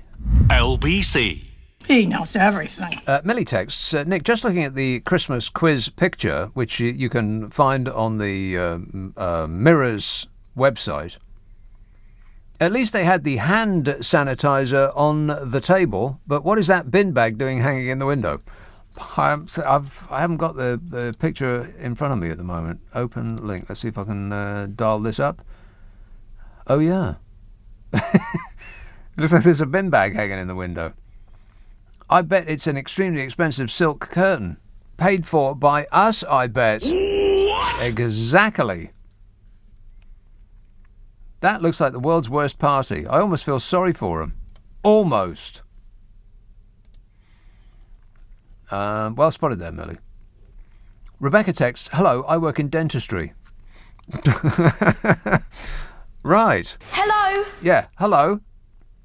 There are some conditions that are linked with mental health and can cause dental pain. For example, I've got no idea. Trigeminal neuralgia. Trigeminal neuralgia. Who doesn't know that? So yes, some patients are given a mental health questionnaire to help with the diagnosis and suitable treatment, says Rebecca. Rebecca says... Hello. Yeah. Hello. Paul says... He also says hello. What's with all the hellos? Hello. Hello. I'd just like to thank you for giving me the inspiration to live a better life. That doesn't sound like me. This year I've refused any offers to socialise or spend time with my family and will instead be spending Jesus' birthday as he intended, with a giant pizza and Koyana Skazzi on Blu-ray. Thanks for the glorious life advice. You're welcome. Koyana Skazzi spelt correctly, by the way. Koyanisqatsi. That's going to be my Christmas viewing. I think for a complete contrast, I have decided to watch, for about the fourth or fifth time, Mad Max Thunder Road, which is... Rock and roll! It is rock and roll. That is such a fantastic... It might be even better than Terminator 2. Correct. As the greatest action film of all time, Mad Max Thunder Road. Not the first one, not the second one, not the third one, but the one that they made after a gap of many, many, many, many years, Thunder Road. It is great. It's bigger than great. There's no love scenes. There's no emotional scenes. People don't talk about their feelings. Boring! It's non-stop carnage from start to finish. You'll love it. Jason says, so they passed that bill allowing Priti Patel to remove the citizenship of someone with 2 passports, and it's masks and vaccines that are creating a 2-tier society, says Jason. Tom tweets, seeing as Johnson likes hosting a quiz, maybe it could be a future TV career option for him. What quiz do you think he'd be a good fit for? I'm going with the weakest link, says Tom. Stepney Green. Hello, Pat. Hello there. Hello there. Yeah, I mean, there's really no one to vote for. I mean, you kick Boris out, you get some other sick psycho like Savage Jabbid and Michael Gove and any of them. I mean, you'll be in worse trouble because these people they're probably as bad as Johnson. Right. Well, just before we go any further, I would like to dissociate myself from the opinion that they are sick psychos. But I do agree with you that the direction of travel of the government won't change, dependent on who is actually at the helm, because the people who are paddling furiously under the still waters are not Boris Johnson. They're and they will all remain in place. And so, regardless of who it is that replaces him, I feel that nothing is going to change. It will just seem as though it's less corrupt without necessarily being so. But thanks for that, Pat. I know you wanted to say more, but I'm just bells are ringing in my mind. Warning, warning. Thanks for that. Sue emails, there's talk in the US that Donald Trump could become Speaker of the House. I don't know about the speaking thing, but I'm sure he'd do his best to get the business of the House in order so that he can get extra points. And it was 30 or 35 questions. The first questions are very easy. The last questions are much more difficult. Like a memory question, it's like you'll go person, woman, man, camera, TV. So they say, could you repeat that? So I said, yeah. So it's woman, camera, TV. Okay, that's very good. If you get it in order, you get extra points. Okay, now he's asking you other questions. And then 10 minutes, 15, 20 minutes later, they say, remember the first question? Not the first, but the 10th question? Give us that again. Can you do that again? And you go, woman, man, person, man, camera, TV. If you get it in order, you get extra points. They said nobody gets it in order. It's actually not that easy, but for me it was easy. And that's not an easy question. In other words, they ask it to you, they give you 5 names and you have to repeat them, and that's okay. If you repeat them out of order, it's okay, but it's not as good. But then when you go back about 20, 25 minutes later and they say, go back to that question. They don't tell you this. Go back to that question and repeat them. Can you do it? And you go, camera, man, person, woman, TV. They say, that's amazing. How did you do that? I do it because I have a good memory, because I'm cognitively there. Approximately how many extra points do you get if you get it in order? Maybe 4? Oh, it's got to be more than that. $8,737,540,000. Yeah, that's more like it. Paul emails, I'm coming to the conclusion that Johnson knows and always has known that he's going to get the sack. It seems his aim has always been to squander as much public money as possible till the inevitable happens. Well, he's doing a bang-up job. if that's the plan. Excellent work, Bodge. You get extra points. Alexandra says, Cressida Dick does indeed seem to view the Met as a protection force for the Tories. A senior Rosa phoned Ian Dale the other day, stating that an investigation into Partygate was a bad idea, as it would only give Starmer, Davey et al. Ammunition against the government. Wow. I don't believe it. That can't be true. Annie says, let me just scroll ahead to see how many I've got to get through, because I've got to pace myself, otherwise I'm going to screw it. Oh, look at that. Wow, I've almost come to the... I'm doing very well. Cressida Dick doesn't... No, I've read that one. See, that's how far ahead I am. Anne says, there was apparently a plan to say the COVID rules did not apply at number 10. Yeah, I read that. They did not apply at number 10 because it's Crown property. But Her Actual Majesty followed the rules and sat on her own at her husband's funeral. Yes, she did. She must be Crown property because she wears the actual crown, says Annie. If she can do it, why can't number 10 follow the rules? Absolutely. Yes. Terrible. I mean, the picture of her sitting on her own because she was publicly following the rules. She did not want... I mean, she's the bloomin' queen. She could do whatever she wants, right? But she didn't. She very publicly followed the rules, which was the right thing to do for a person in her position. A public figure.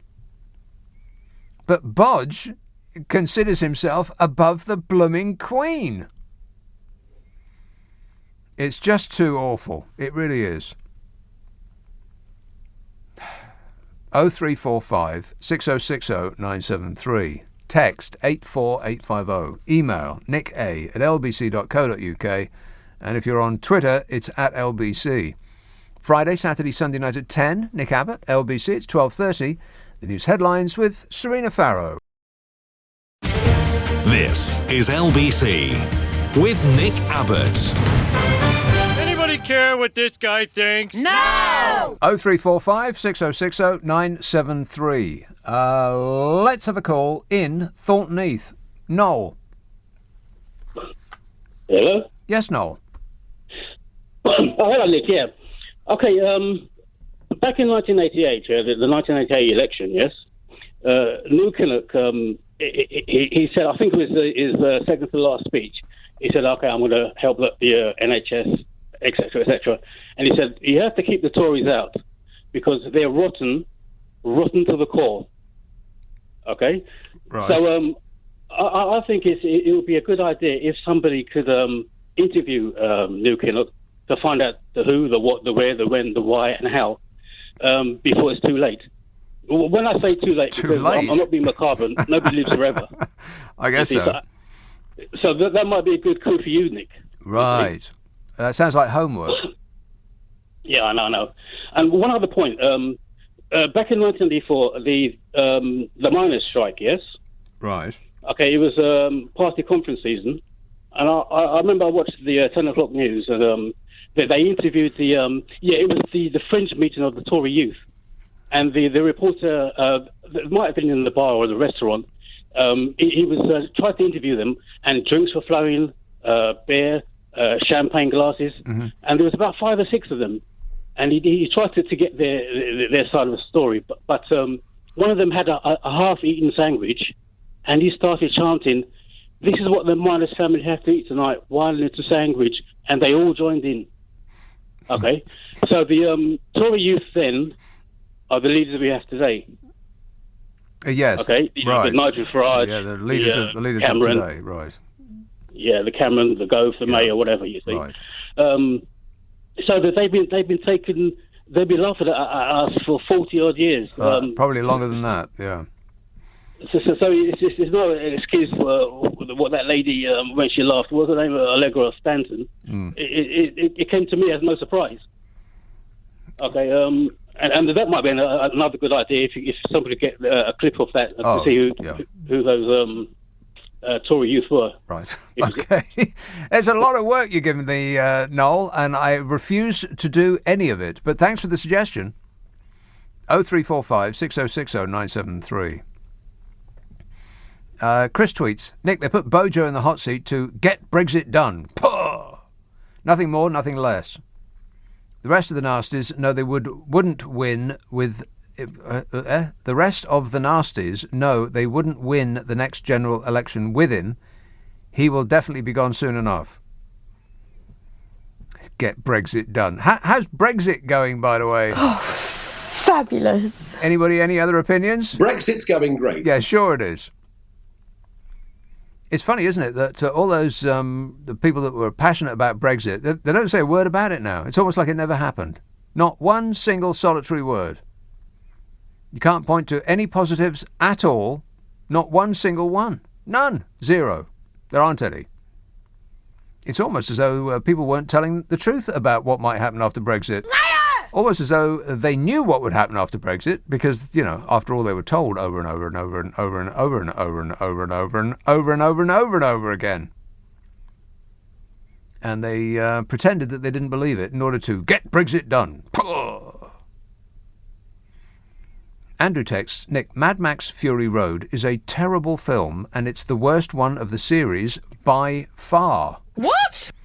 The hero spends half the movie imprisoned, doing nothing. Your love for it confuses me deeply.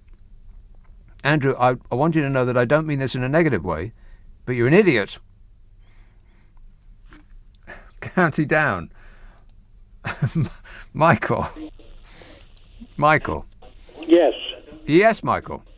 Yes, I'm here, yeah. Where? I'm in Northern Ireland. County Down. Northern Ireland. Mm-hmm. Yes. Go ahead. Is that, am I on the Nick now? It sounds like you. Yeah. Hello, Nick. Michael, where are you? I'm in Northern Ireland. I feel like we've been here before. And I'm talking to you about Julian Assange. Where from? Julian Assange. I'm from Northern Ireland. And I'm talking to you about the one to extradite Julian Assange. Right. Is Michael there? Pardon? Is Michael there? This is Michael here. Oh, right. And the one to extradite Julian Assange to the United States. Yes. Why can they not extradite Prince Andrew as well? Oh, he's busy. He's got a lot of horse riding to do and people to order about. And, he's got a lot on his plate.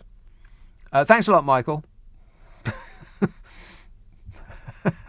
Where was he calling from again? Phil tweets, and you know what? The very moment that I looked at that picture that the Mirror has printed of the party with Boris Johnson sitting at a table looking at a screen, acting as quizmaster, and two of his apologists and acolytes and hangers-on also sitting in that same office. And Boris's got his tie done all the way up to his neck. Doesn't look like there's any fun there at all. It's a fun-free zone. No fun. And the moment I saw that, I thought, oh yeah. Well, Phil has crystallised that thought. He says the Mirror's picture of a very sad-looking, quotes, party was clearly released to change the public perception of the number 10 party. And that's my precise thought. That looked like the worst party ever. Not the bacchanalian orgy that I imagined it would be. There's no way that was their Christmas party. That was the full extent of the Christmas party. Who do they think they're kidding? I mean, somebody's got pictures because everybody is a journalist these days. Everybody's got a phone, and the phone the phone's got a camera on it, so everybody was taking pictures. And as the refreshment flowed, booze, I bet there was pictures and pictures and pictures. There must be loads of them. Of course, if you leak pictures to the press, then people will be able to look at the pictures and determine from the absence of people in those pictures who it was that maybe took it.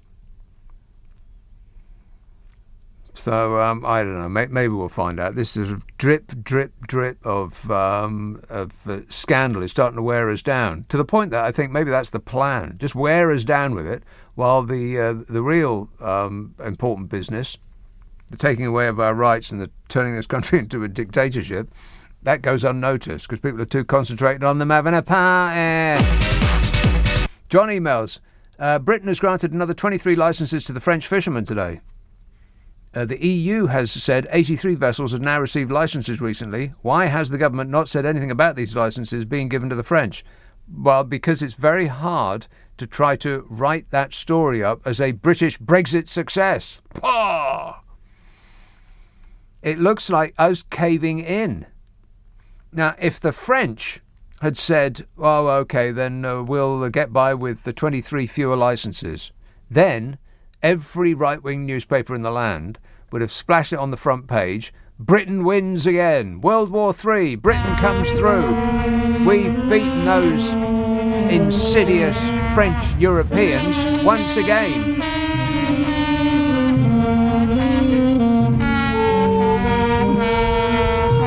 But it's very difficult to write a positive take on that because there's nothing positive about it.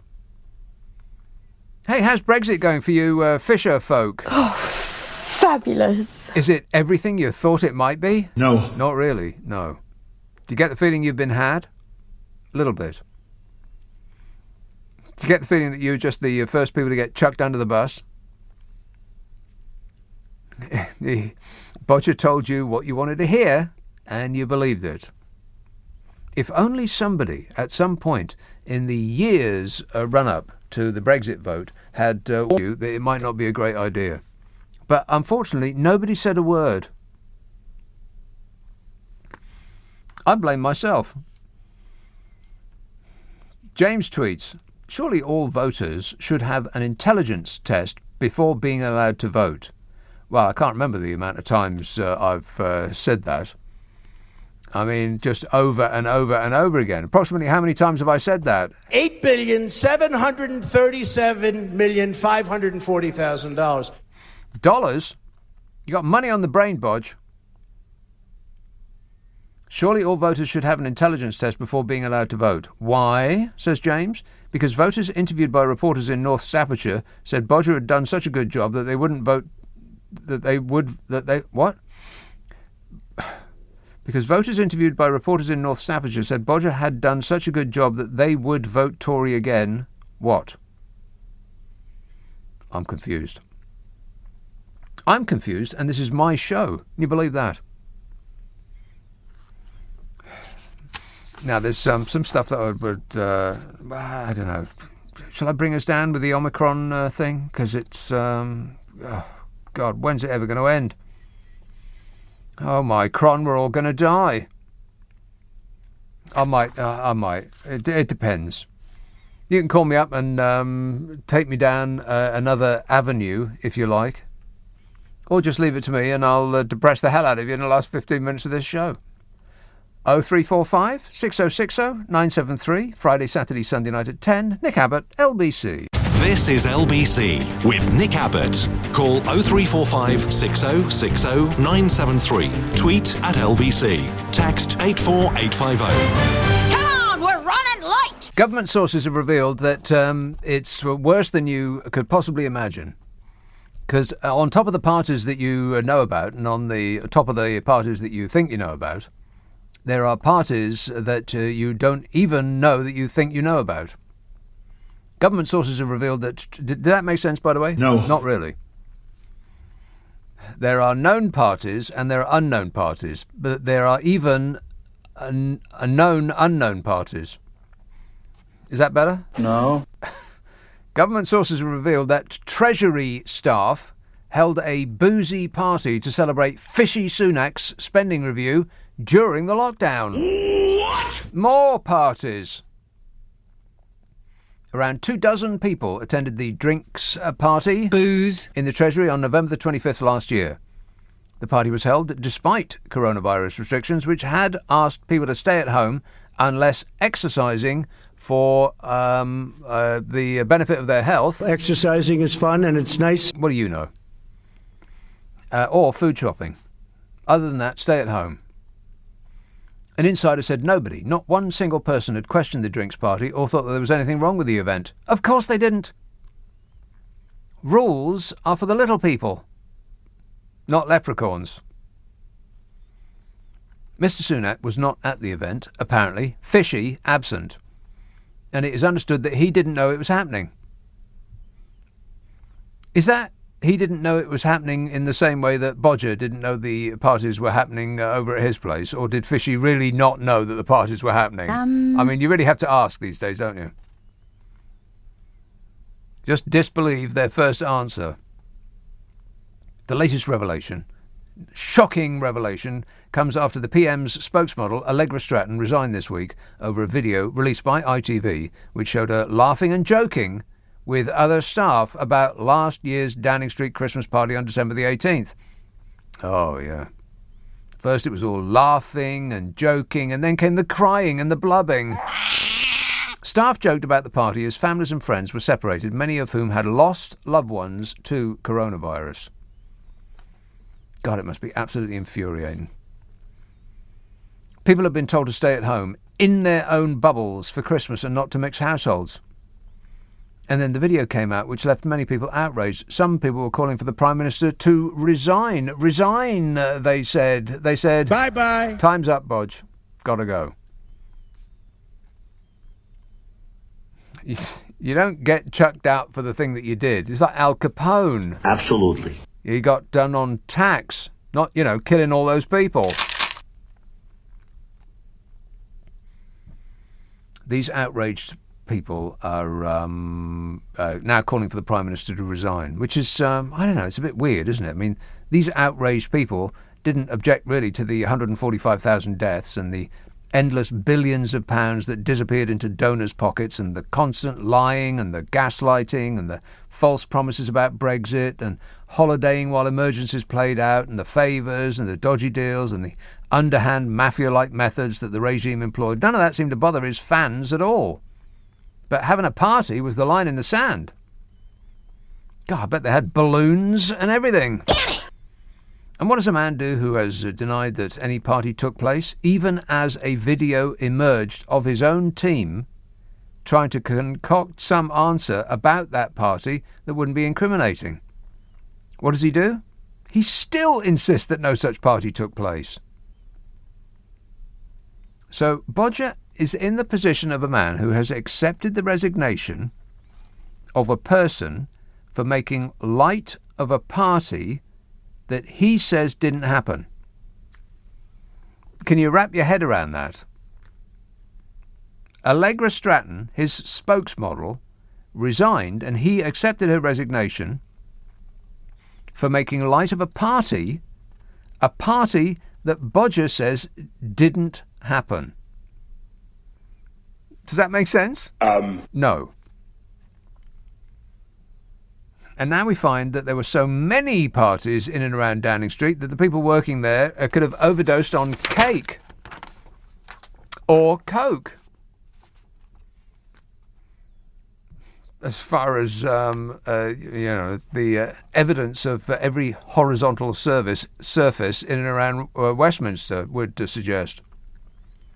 I mean, they were laughing while we were instructed, under pain of fines, that we must not do as they were secretly doing. A spokesman said of the Treasury drinks party, in line with the guidance at the time, a number of staff came into work on the Spending Review 2020.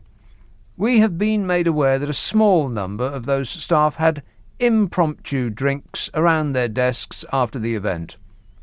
An inquiry is set to take place into the 3 parties that came to light before this latest drinks party was revealed. An inquiry. It's okay, everyone. They're going to have an inquiry. Oh, fabulous. Simon Case, the Cabinet Secretary, is leading the investigation into last year's Downing Street Christmas party on December the 18th. And a leaving event on November the 27th. And an Education Department party on December the 10th. That wasn't you, wasn't it, Gav? Yeah, maybe not. Yeah, I wonder if, after looking into the matter, that he finds that there is a lack of evidence. Simon Case, the Cabinet Secretary who was leading the investigation, I wonder if, after he looks into the matter for a good long while, he finds that there is a lack of evidence. Wouldn't that be incredible? No. If he discovered that? Photos of the Downing Street party exist, some showing staff wearing Christmas jumpers.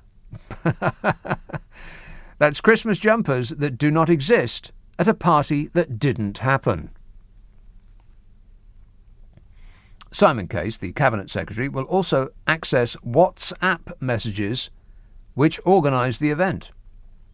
The messages are believed to reference the alcohol available at the event in large amounts. Booze.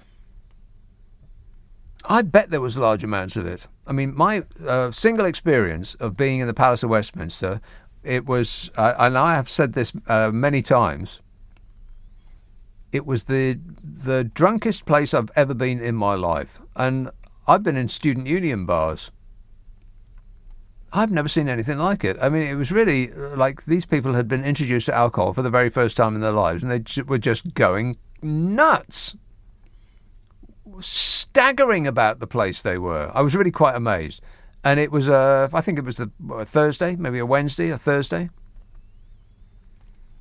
They were reeling. I mean, just the steam of alcohol pouring off them. These old geezers being propped up by their youthful assistants. It looked like a really rum show to me. It was very odd. I mean, really just bizarre. Like, you couldn't have imagined such a scene in any other place. If they had exhibited that measure of drunkenness outside of the Palace of Westminster, then people would be calling the police. They'd have been arrested by the law. So, if we're being led to believe by the release of that photograph of Bodger soberly staring at a screen and chairing a quiz show on Zoom, and that was the nature of the party, oh, please, do me a favour. So photos of the Downing Street party exist. We ain't seen them yet. Some people showing staff wearing jumpers. That's Christmas jumpers at a party that didn't happen. Jack Doyle, Boris Johnson's Director of Communications, offered to resign before the party happens, but the Prime Minister did not accept that resignation, which is apparently not allowed. You can't not accept the resignation. According to the Tory, the sort of insider, Bodger wants to make Mr. Doyle the fall guy and is good at convincing people he is looking after them, like a mafia don. Absolutely. I'll take care of you. Anytime that Boris Johnson says he'll take care of you, run to the hills. I mean, first off, does anybody believe that they won't have a party of some sort in some place? Oh, I've skipped the headline. It's been confirmed by Mr. Johnson's official spokesmodel that the Treasury and Number 10 have cancelled this year's Christmas parties. Anybody believe that? No. Not really. I mean, come on. We may be gullible, but we're not totally stupid. I mean, they won't be able to help themselves. Their own sense of superiority will make it happen. And by the way, what kind of advice is that they're giving us now? Work from home, but go to work parties. I mean, if you didn't know any better, you'd think that this regime was deliberately trying to infect every last one of us. If that is the plan, they're doing an excellent job. Just think the opposite of everything they say and you won't go too far wrong. I mean, when they say it's up, look down. When they say it's left, look right. And when they say they are working hard to protect us, run for the hills, drop everything and flee. What a way to run a country, eh? Dreadful. I'm going to be back this evening at 10 Look at that. I don't think I've ever managed to get through all the tweets and texts and so on. I'm doing very well. I should get extra points. Back tonight at 10. Don't forget that this show gets squirted up the internet as a podcast. We take the news and the ads out. It takes less time to listen to. You'll use less electricity and won't have to sell your car to pay your fuel bill. Ask for it by name on an internet near you. Nick Abbott, The Whole Show. Who's Ian Payne is here from 4, but right now it's Clive Bull. Thank you very much, Nick. Ooh, that sounds a bit weird, doesn't it? Oh, that's better. Thank you. Coming up between now and 4, Labour is now 9 points ahead of the Conservatives in the latest opinion poll, the highest lead since 2014. How did T14? How did T14? How did T14? How did T14? How did T14? How did T14? How did T14? How did T14? How did T14? How did T14? How did T14? How did T14? How did T14? How did T14?